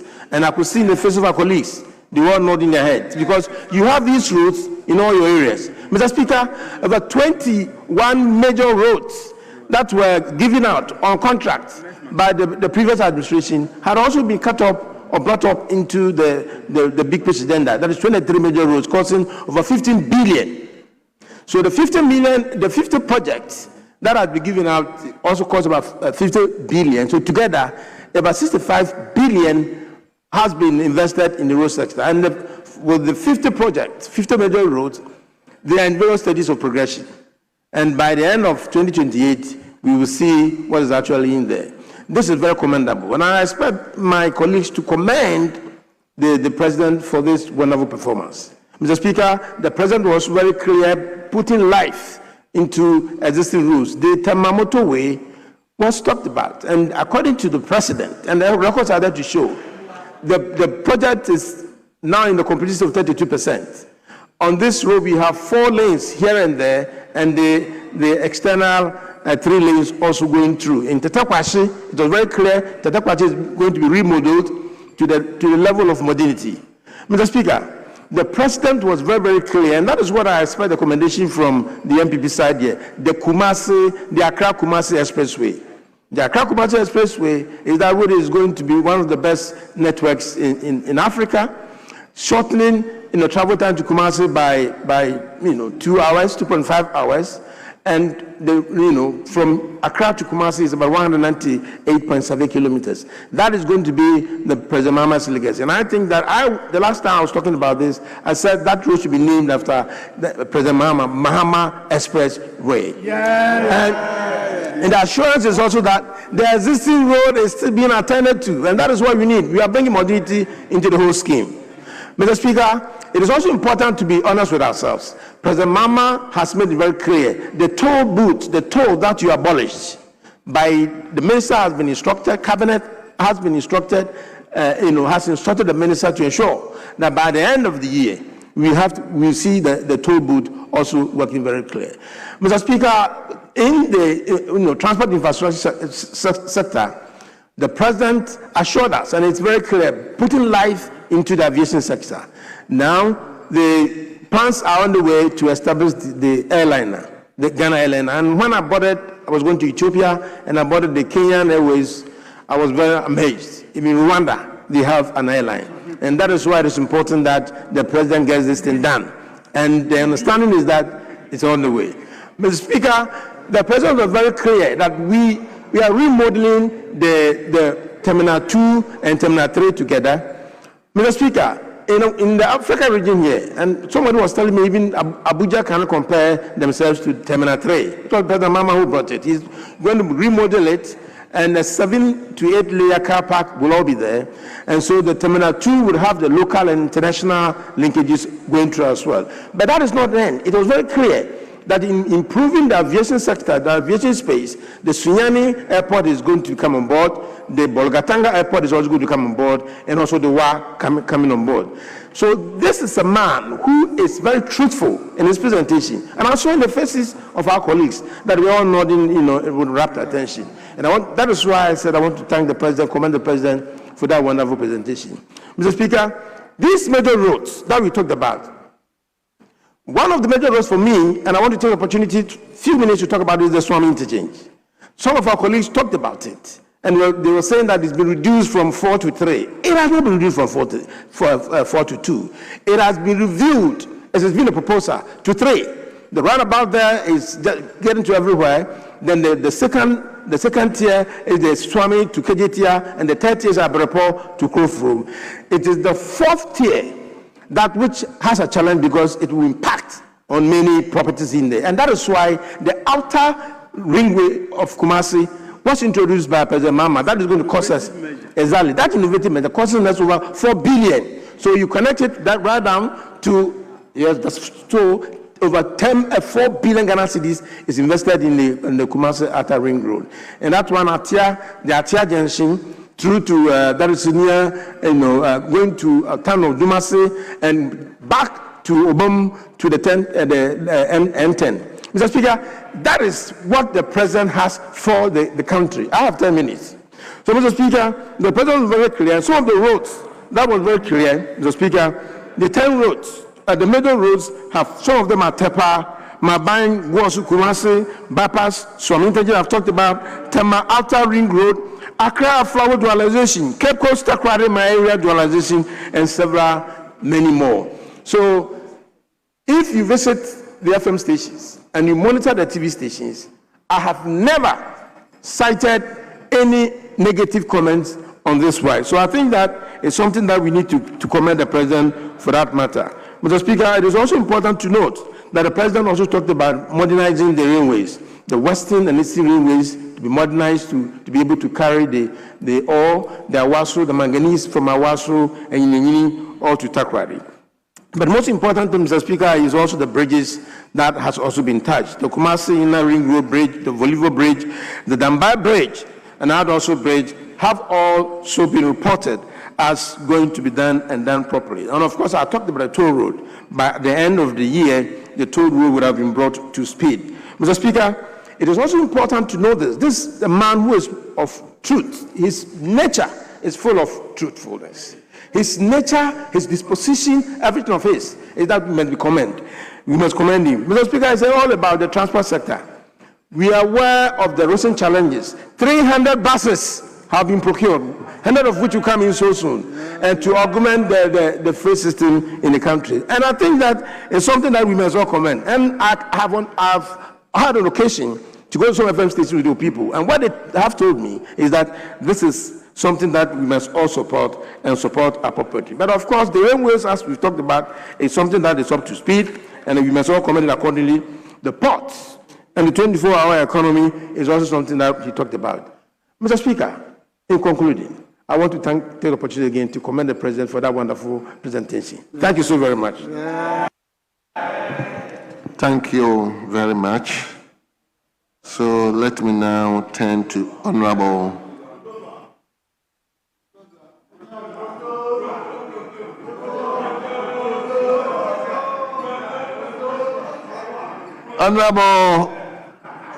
Frank Asiedu Bequim.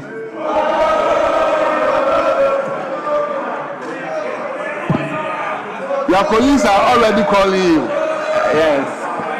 So you have the floor. Give it to your colleagues. Thank you, Mr. Speaker, for this treasure space to take a bite on SONA 2026. And I congratulate the President for a constitutional obligation under Article 67. But indeed, the President for the past 1 year has been making bad choices. In February 2025, all the President did is to authorize his Chief of Staff to revoke the appointment of over 30,000 young men and women of our country. I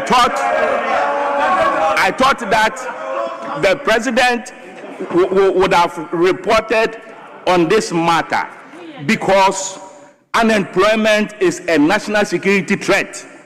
And since the President failed to report on this matter, I think that Ghanaians should be told the truth.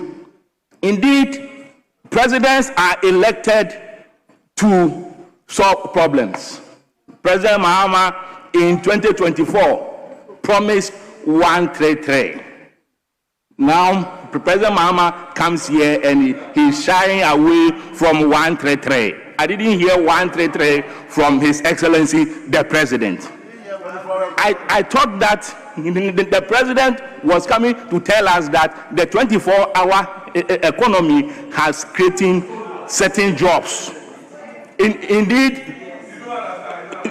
You go to the Jubilee House, and 5:30 they have closed. You see only security men at the Jubilee House. I thought they would do 133 at the Jubilee House.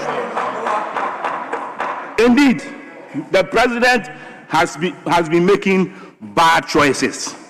President Mahama has been making bad choices.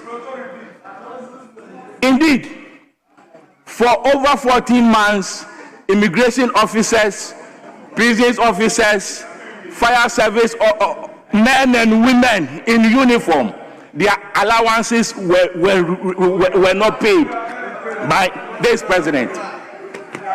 I thought that President Mahama on Friday would have spoken on this matter, but the president failed. He failed to address this issue to the Ghanaian people. Indeed, the president has been making bad choices. The president has been making bad choices because we have over 74,000 to 100,000 nurses and midwives who have not been employed. I thought the president would have addressed that matter to the Ghanaian people. Indeed, the president has been making bad choices.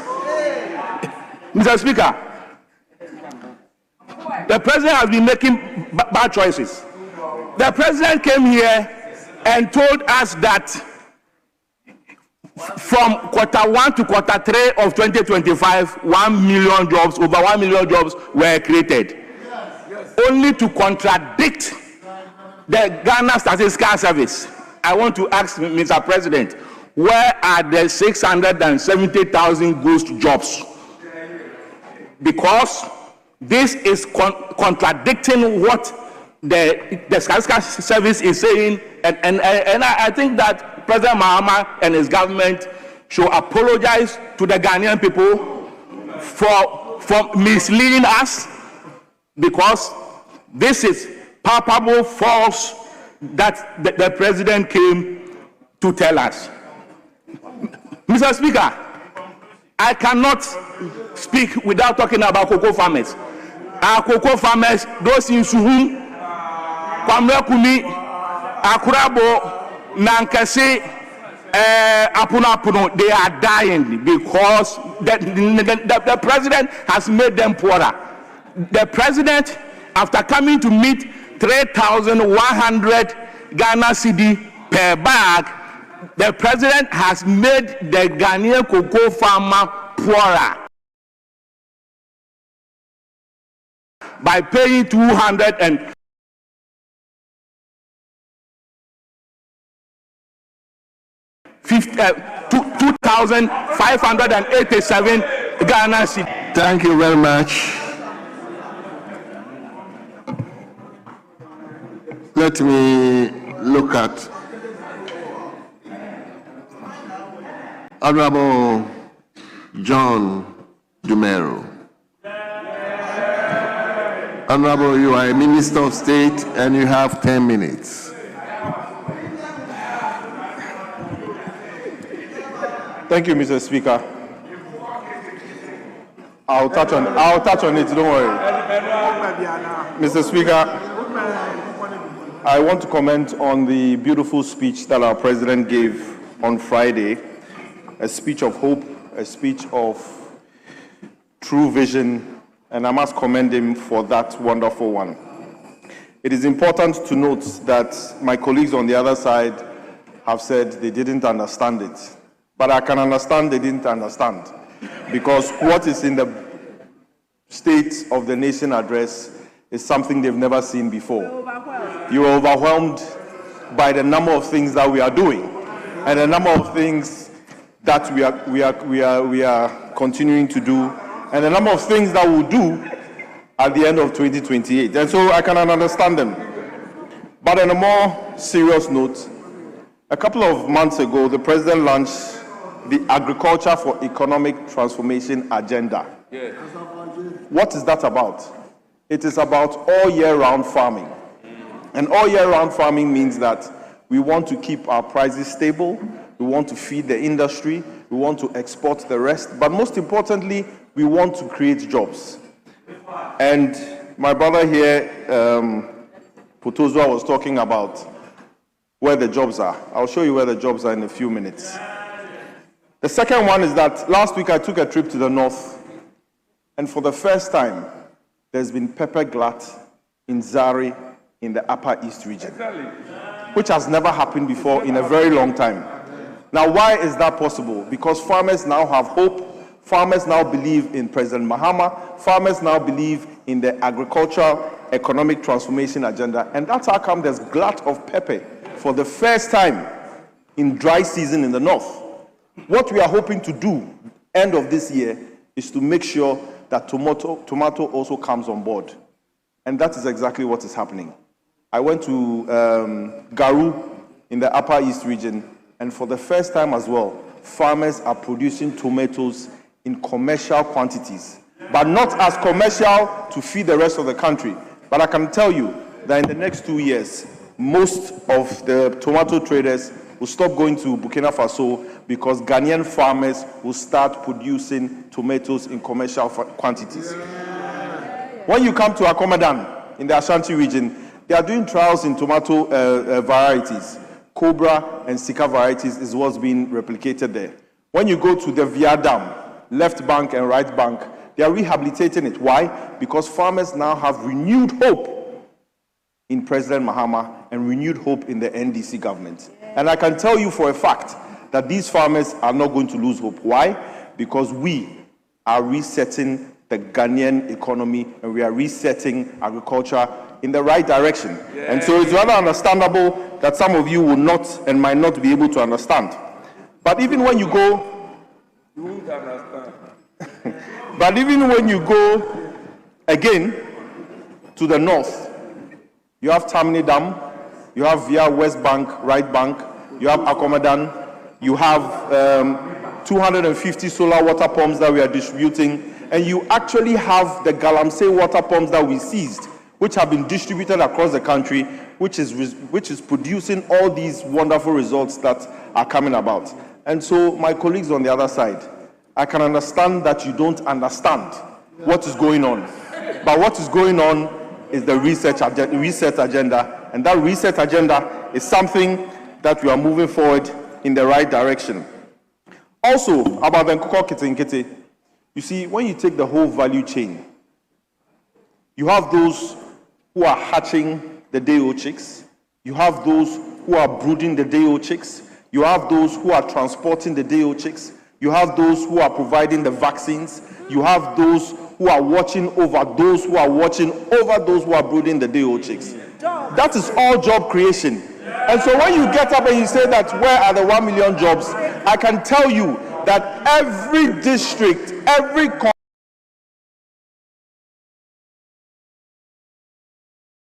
constituency in this country has a farmer who is brooding 10,000 beds, and that is job creation. If each farmer is employing 5 people, calculate that and let me see. I can understand your phone is dead, so you can't calculate. But it's no. I'm giving you an example of just how Nkukor Kiti is helping people create jobs. The second one is that we are distributing 10,000 beds across all the constituencies. And I can tell you that you've received your beds, haven't you? Maybe when you're and yes, so much, and they are for which, but the beds are in your constituency. But ladies and gentlemen, the Nkukor Kiti is creating a lot of jobs. So far, 8 regions are brooding the beds. So far, we have completed distribution in 5 regions across the country. And I can tell you for a fact, we are almost done with Greater Accra region. We finished Eastern region. We've done Bono East. We've done Bono. We've done Ahafo. We've done Ashanti region. And so, tell me, if you impay a pabaze, so then Nkukor Kiti is creating jobs. Even those who are administering the vaccines alone, it's about job creation. And I can tell you for a fact that those who have the beds now are happy, because as soon as they are done with the beds, they are able to sell the beds and make more money. Apart from that, I would entreat my colleagues on the other side, if you have some small money, go and build a chicken house or a chicken coop, because we are distributing 80,000 beds to 50 farmers across the country, commercial farmers. So this is the time for you to be a commercial farmer. This is the time for you to get into poultry. This is the time to be an entrepreneur. This is the time to get into agriculture, because we believe in the Ghana that we want. We believe in the administration of the John Dramani Mahama.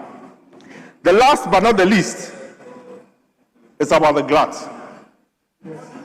Last week, I took a trip from Naralugu to Nyankwanduri to Garu to Zebila, to Bolga, to Navrongo, to Tumu, to Juapa, to Wa. Then I ended up at Afajato South District. All these farmers have maize that they are storing. But guess what? There's hope for them. The hope is that they shouldn't despair, because buffer stock has 300 million Ghana cedis that is about to buy all of them. The second one is that this year, it is very likely that we will give free fertilizers to all the farmers across this country. And that is what is able to cushion the farmers. There are no buyers. We are the buyers. We will buy them. We are buying the maize. We are going to buy the rice. We are going to buy the tomatoes. We are going to buy the pepper. We are building factories across the country to add value to all the things that the farmers are producing. Catch him. This is the best time to be a farmer in this country.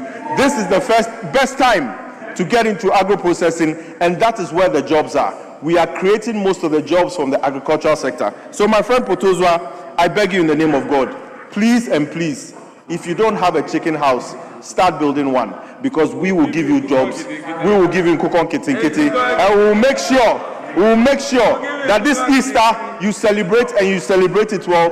We will make sure that Christmas you celebrate and celebrate it well, and we will make sure that your constituency is able to create jobs. Thank you so much, Mr. Speaker. God bless you, and God bless Ghana.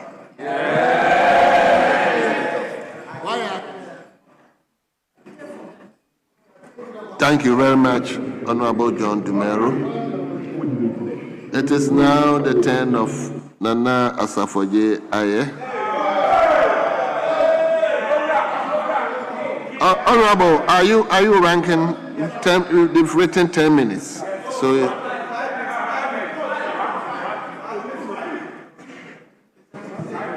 Mr. Speaker, he is not a ranking member, so he is speaking for 5 minutes. Very well. Nana Asafoje, you have 5 minutes. Listen and make those. Mr. Speaker, I am humbled by Ghana's elections as the first vice chairman of the African Union at the 39th ordinary session of the AU Assembly of the Heads of States of Government held in Addis Ababa, Ethiopia. It is also gratifying to note that my colleagues leaders in West Africa have declared me, John Dramani Mahama, the region's sole candidate for the position of the chairmanship of the African Union when the rotation chairmanship returns to West Africa in 2027. Mr. Speaker, I want to place on record that the President John Dramani Mahama was never elected as the vice chair of the African Union. Mr. Speaker, the African heads of states, the African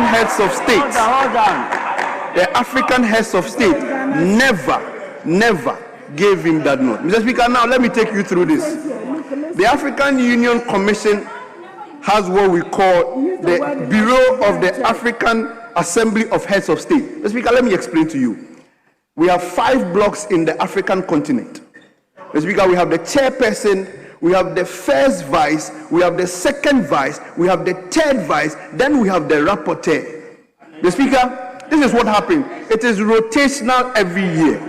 Mr. Speaker, now, when you assume the chairperson, Mr. Speaker, the first vice, the second vice, the third vice, they move hierarchical.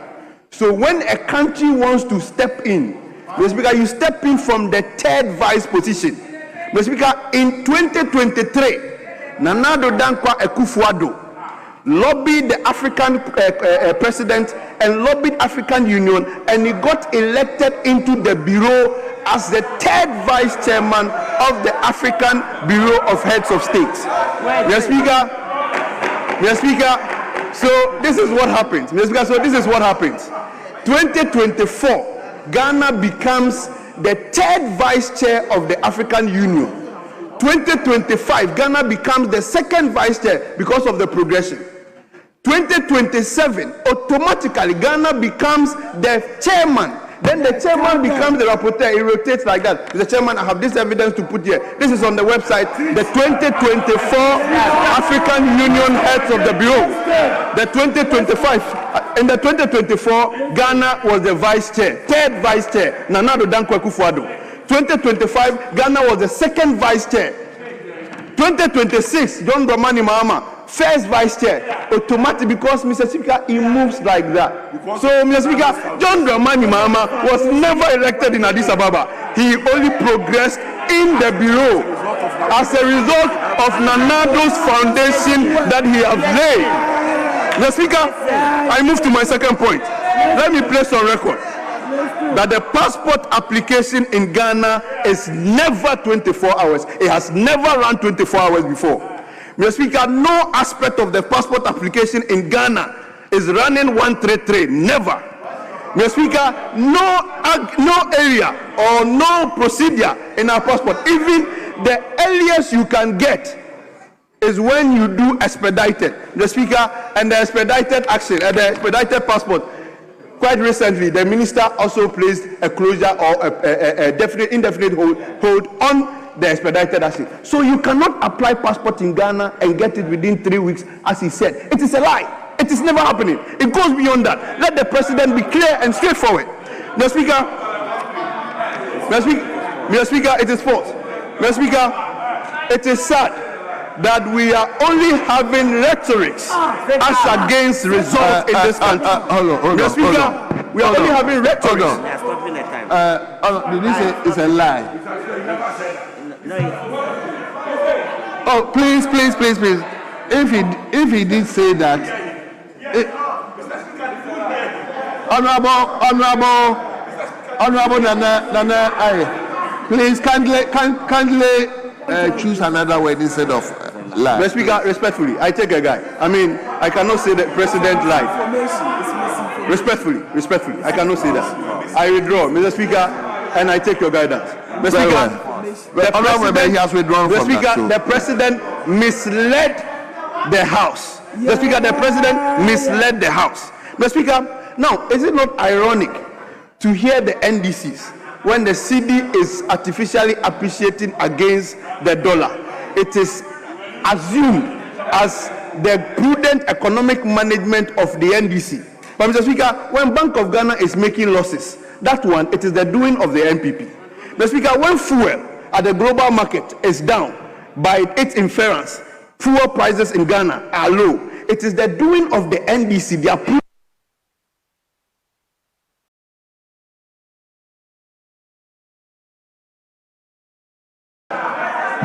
Honorable Safaye, I cannot stop you. It is automatic. Come again.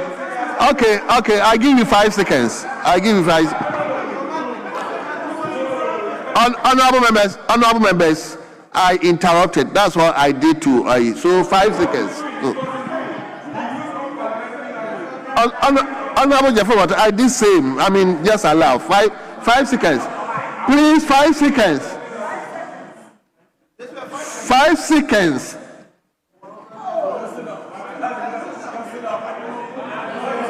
Thank you, Mr. Speaker. Mr. Speaker, when the fuel is coming down, it is the doing of the NDC. But when cocoa prices are going down, that one is doing of the MPP. Mr. Speaker, when inflation figures are going down, it is the doing of the NDC. But when electricity tariffs are going high, Mr. Speaker, that is the doing of the MPP. Thank you so much.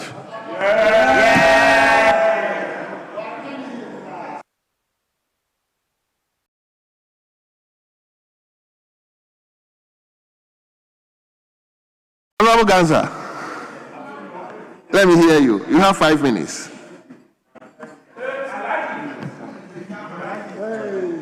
Thank you, Mr. Speaker, for allowing me to comment on the State of the Nation address that was beautifully presented by His Excellency John Dramani Mahama. Mr. Speaker, I was very sad when last Friday the minority brought cocoa to the House to do politics with it. Indeed, the pricing of cocoa is done by Producer Price Review Committee, which comprises of Ministry of Finance, Bank of Ghana, Farmers Representative, LBCs, and Cocoa Board. So Cocoa Board is just a stakeholder in the pricing of cocoa.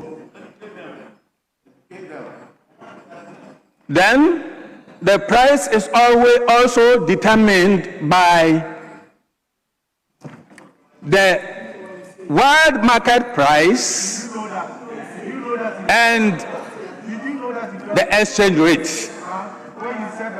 The exchange rate also plays a very important role in pricing cocoa. And during your time, the exchange rate was around 17 Ghana cedis to the dollar. True or not true? But with the pragmatic measures put in place by the Finance Ministry and the Bank of Ghana, the exchange rate was brought down. So I was very happy when the President made some remarks that we didn't arrest the dollar and gave it to IGP, yet we were able to appreciate the cedi. Now, somebody asked, assuming, granted that Cocoa Board had some crisis at the moment, now who caused them? Mr. Speaker, when we were leaving office in 2016, we were having positive equity of 1.8 billion Ghana cedis. When you were living in 2024, you left negative equity of 3.9 billion Ghana cedis. Mr. Speaker, we inherited 32.91 billion Ghana cedis debt when we came. Mr. Speaker, somebody said NDC has deceived the cocoa farmers, but I'm proving it to you that when we took over and the cedi appreciated, the world market price was 7,200. The world market price was 7,200.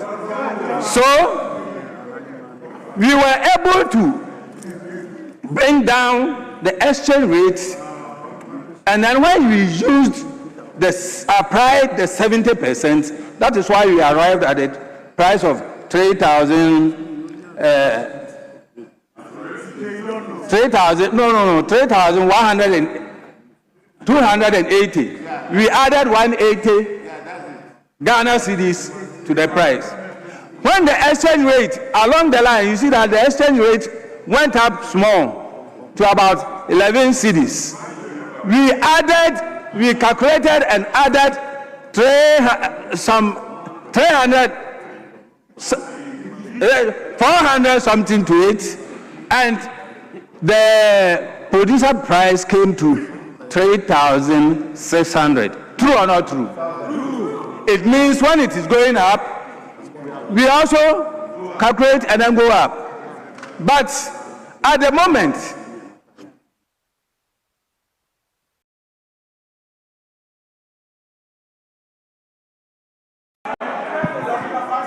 Honorable members, it is now the turn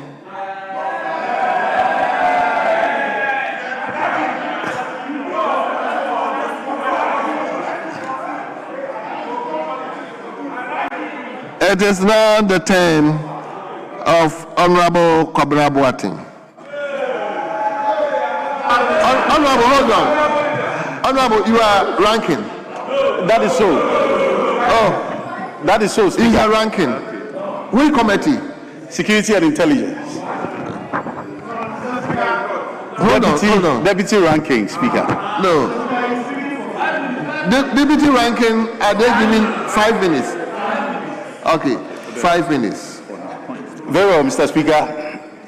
Speaker, I thank you for the opportunity to have a say in respect of the State of the Nation's address delivered by the President on Friday. Mr. Speaker, let me also commend Mr. President for discharging the constitutional imperative pursuant to Article 67 of the 1992 Constitution. Mr. Speaker, we on this side of the House had expectation prior to the presentation by Mr. President, which expectation was that we expected the President to have come with some sobriety. Mr. Speaker, for want of a better word, a certain level of honesty in respect of our true state as a country. Mr. Speaker, that will enable us on this side and also the people of Ghana to appreciate our situation so that we can all judge and prefer, even from this side, superior ideas and options for the development of this country. Mr. Speaker, we were not expecting the President to be garnishing the State of the Nation, some level of embellishment, some level of surface painting, and, Mr. Speaker, some level of gaslighting as well. That was not our expectation at all. But, Mr. Speaker, be it as it is, we know that as the people of Ghana, the verdict on the true state of affairs is with us. The verdict of the actual state of this country, the verdict is with us. Mr. Speaker, the verdict is reflective in our pockets, so we know. The verdict is reflective in the marketplaces, so we know very well where we are as a country. Mr. Speaker,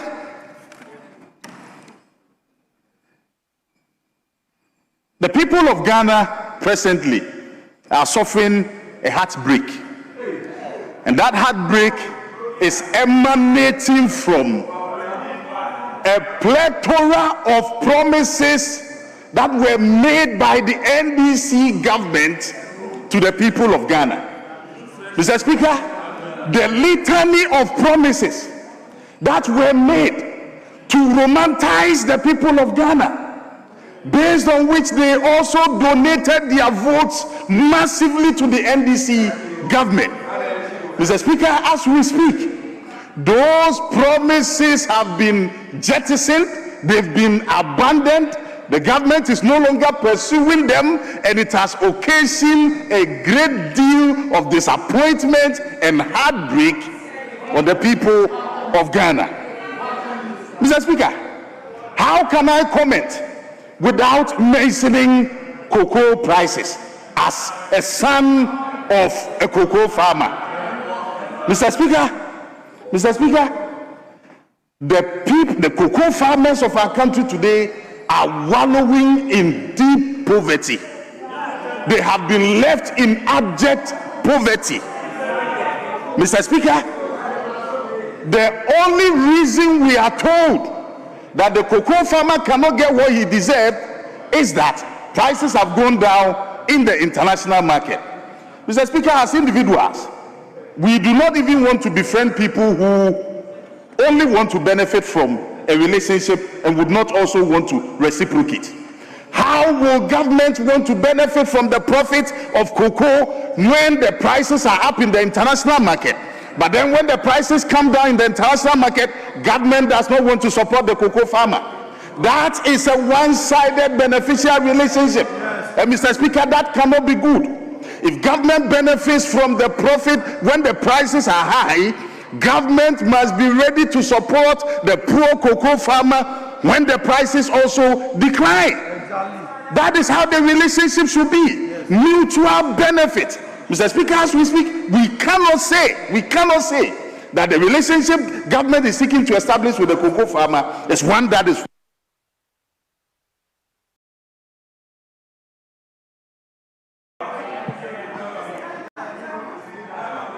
Honorable Kwababuatin, as much as I was enjoying your delivery, that is what the time could give you. So let's turn to Honorable Emmanuel Okubwa. Yes. Honorable, you have 5 minutes. Thank you, Mr. Speaker. I would like to seize this opportunity to thank His Excellency for such a wonderful delivery and being fair on the true state of what we are seeing here in Ghana. I want to tell my friends on the other side that they have done well by telling us what they think about the state of the nation. But unfortunately, they keep telling the people of Ghana things that they are not seeing, things that has happened over the years. And today, Ghanaians have felt the better side of it. Minority will tell you that economists, YEDI, that macroeconomics, what happens to it? And the leader said that. He said, na macroeconomics na yebediada, which means that are we going to eat macroeconomics? I want to take a few minutes of your time, Mr. Speaker, and explain to the people of Ghana that everything we are seeing here is out of the economics that we have prudent men who are managing the economy of this country. Some years ago, just some few years ago, the whole economy was broken down, to the point that inflation rose all the way to 54.1%. 54.1%. And somebody was, from the other side was saying that we are saying the economy is good, yet we don't have the purchasing power. How would you have a purchasing power when some time ago you eroded the benefits of the gains of this economy? Today we are telling you that 54% has been brought a Monday to 3.8%. Wow. In fact, you should be clapping for His Excellency. Wow. You said you had a man. Today, we want to tell you that we have the real men. Yes. We have the real men. And they have been able to manage the economy to bring it to a level where the ordinary Ghanaians still appreciate what is happening on the market. Mr. Speaker, you walk to the market today, items that were worth over 1,000 cedis 2 years ago, today, the same value of money, you could buy 2 or 3 of such items. Yes. It tells you that the Ghanaian today has appreciate value for his money than 2-3 years ago, when we said when the fundamentals are weak, the exchange rate is going to expose you. Today, the exchange rate has exposed the good fundamentals that has been built by the good men and the people who are running this country. Yeah. And minorities should give applause to us for that. Yeah. The fact that you are a minority shouldn't stop you from telling the truth, at least. You should be able to award us that credibility for having managed the economy prudently. Today, as we speak, the ordinary driver who buys fuel in his car for a whole day and roaming and working is able to save a lot of funds. When he does that for like 5 days or within the week, he's saving about 5,000 Ghana cedis. If this is not prudent management of the economy, what else would you say this is? What else do we do? Ghanaians are already happy with us. And in fact, they would wish that NDC would be in governance forever. They would wish. Unlike some time ago, when we're sloganeering and we're saying that we had the men, we're saying that we're doing everything, agenda, whatever, 1D, 1F, all the slogans we gave. Yet, the people, the ordinary Ghanaian, couldn't see what we are seeing today. Today, corruption. The government is tackling corruption, and we can all see.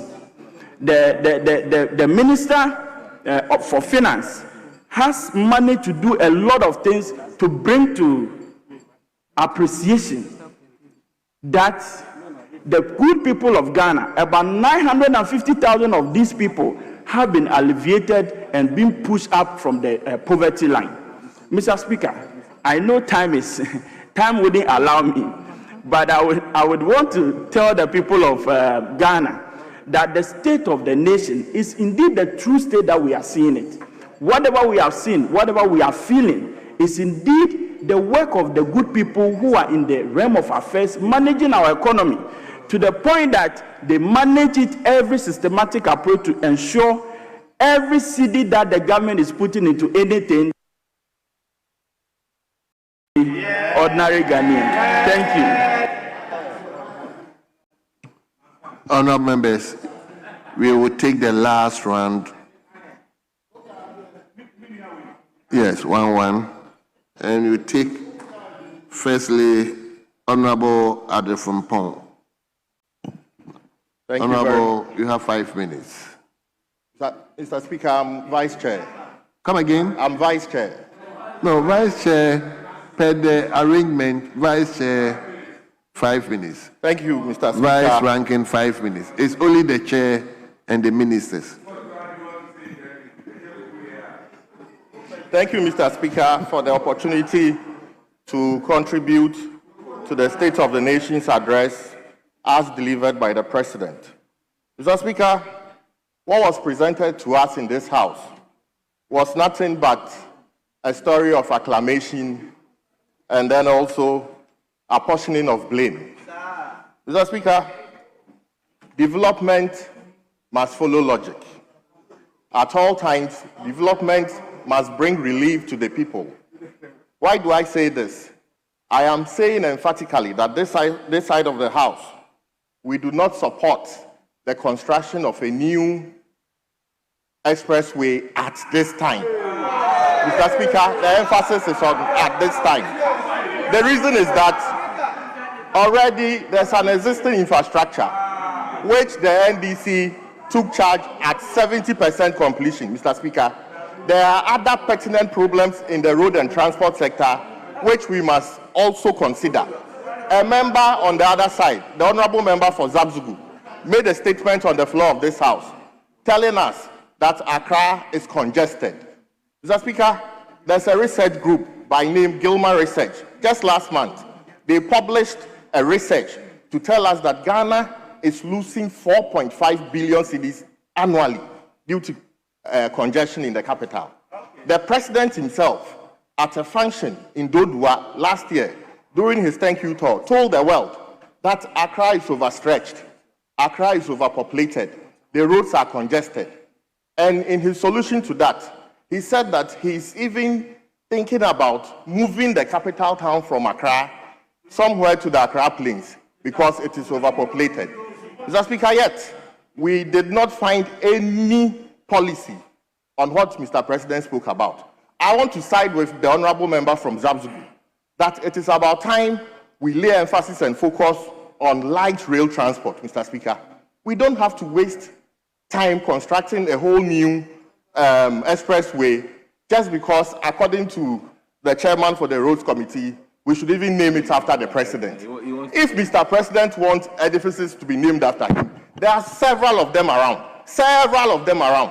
we don't need to construct a road whilst the current infrastructure we have, the current Accra to Kumasi, with the sort of improvements that the previous government started. If this government should conclude that, trust me, Mr. Speaker, trust me, it will solve the problem this new expressway wants to solve. Mr. Speaker, let me come to cocoa. Cocoa farmers in Ebuapa North, cocoa farmers in Kukwentumi, cocoa farmers in Old Tafo are very angry with the state of this nation. Mr. Speaker, the president during campaign, when he was candidate Mahama, told us that when he becomes president again, one cocoa farm, one borehole. One cocoa farm, one borehole. You become president, and we wake up the next morning, you are slashing prices of cocoa. Mr. Speaker, this is unacceptable. The president and the government must apologize to farmers. They must apologize to farmers. At the end of the day, you have not brought any policy to improve yield. Lives are being lost as a result of this price slash. Mr. Speaker, the least said about the Nkuko Nkiti policy, the better. I have not cited any policy document in this house explaining what is to be done and how it's to be done. You have the president telling us that they have distributed 720 Nkuko to 13,000 farmers. Mr. Speaker, what kind of mathematical model is that? We are interested in knowing the mathematical model the president used. What is even worse of all is that we have an officer at the office of the president in charge of agric and agribusiness telling us that indeed 2,500 is greater than and bigger than 3,600. Mr. Speaker, what sort of logical mathematics is that? In conclusion, I want to state emphatically that cocoa affairs is in shambles. Graduate youth and unemployment is on the rise. Our priorities on the road sector is totally misplaced. Let government reconsider all these things and give us the true state of the nation. With these few words, Mr. Speaker, I thank you for the opportunity.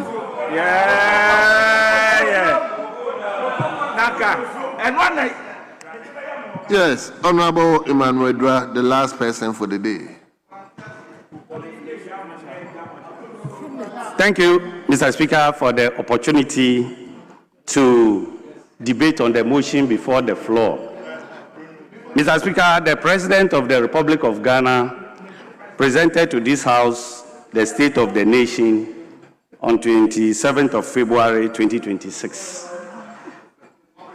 In his statement, the President mentioned that we are going to control government expenses through fiscal consolidation policies using expenditure-based approach. Mr. Speaker, as part of the reform, the President indicated that we are going to ensure that there are policies to control government spending. And this is one of the strategies by doing away with nuisance taxes, such as the e-levy, the betting tax, and others. And we have sustainably maintained that. We are going to control government spending according to the President. And this is leading to the birth of the Value for Money Office Bill, which will soon be laid before the House for consideration. Mr. Speaker, according to the President, the Value for Money Office Bill, when approved, will have some three basic functions. First of all, this office is going to ensure pre-contract award review. And this is going to make sure that we don't over or underestimate project cost. Another function of this office to ensure that we do post-award monitoring to ensure that we achieve value for money in terms of quality, speed of delivery, and then achieving a low-cost program.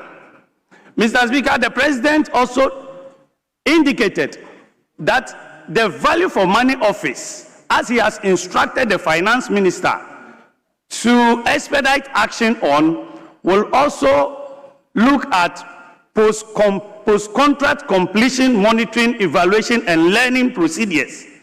This will ensure that we achieve value for money. Mr. Speaker, we are going to ensure, as the President indicated, that if the value for money office is considered and approved by the House, procurement and financial irregularities will be addressed.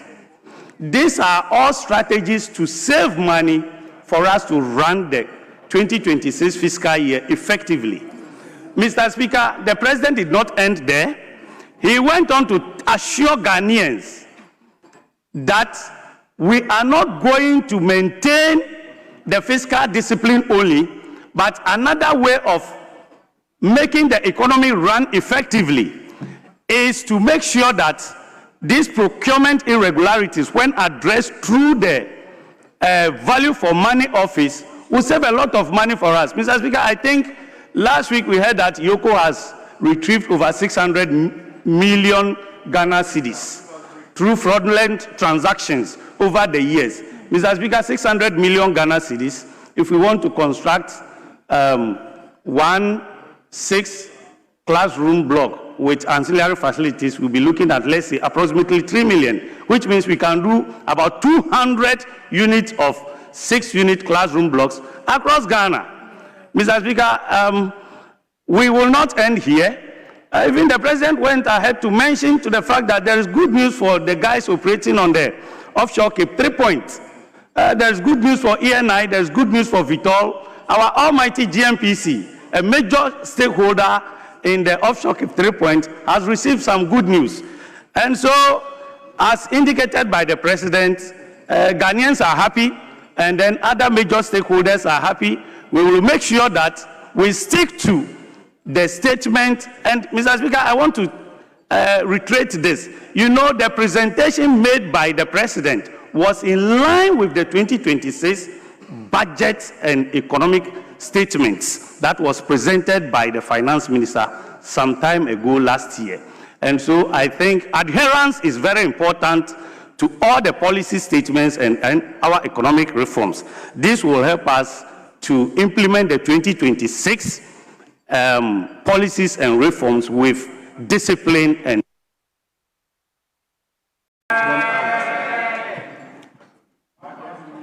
Thank you very much, all the debaters for today.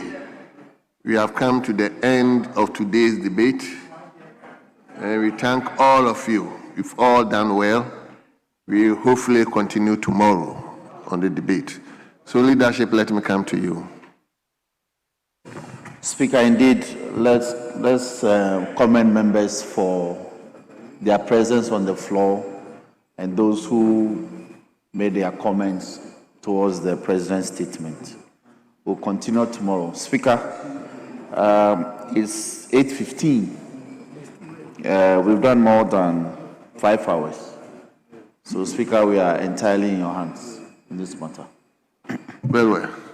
Minority leadership? Yeah, leader, same from our side. Very well. Honorable members, under the circumstances, we will adjourn the House to tomorrow. Is it 2 o'clock or 12 o'clock? Leadership? Speaker, because of the exigencies, we are proposing that we do 12. Tomorrow, Mr. Speaker is having... Okay, Speaker, we do 2 p.m. 2 p.m. 2 p.m. Very well. So, honorable members, tomorrow's sitting will be at 2 o'clock. We thank you for staying beyond the time. So we adjourn. The House is accordingly adjourned to tomorrow, 2 o'clock in the afternoon.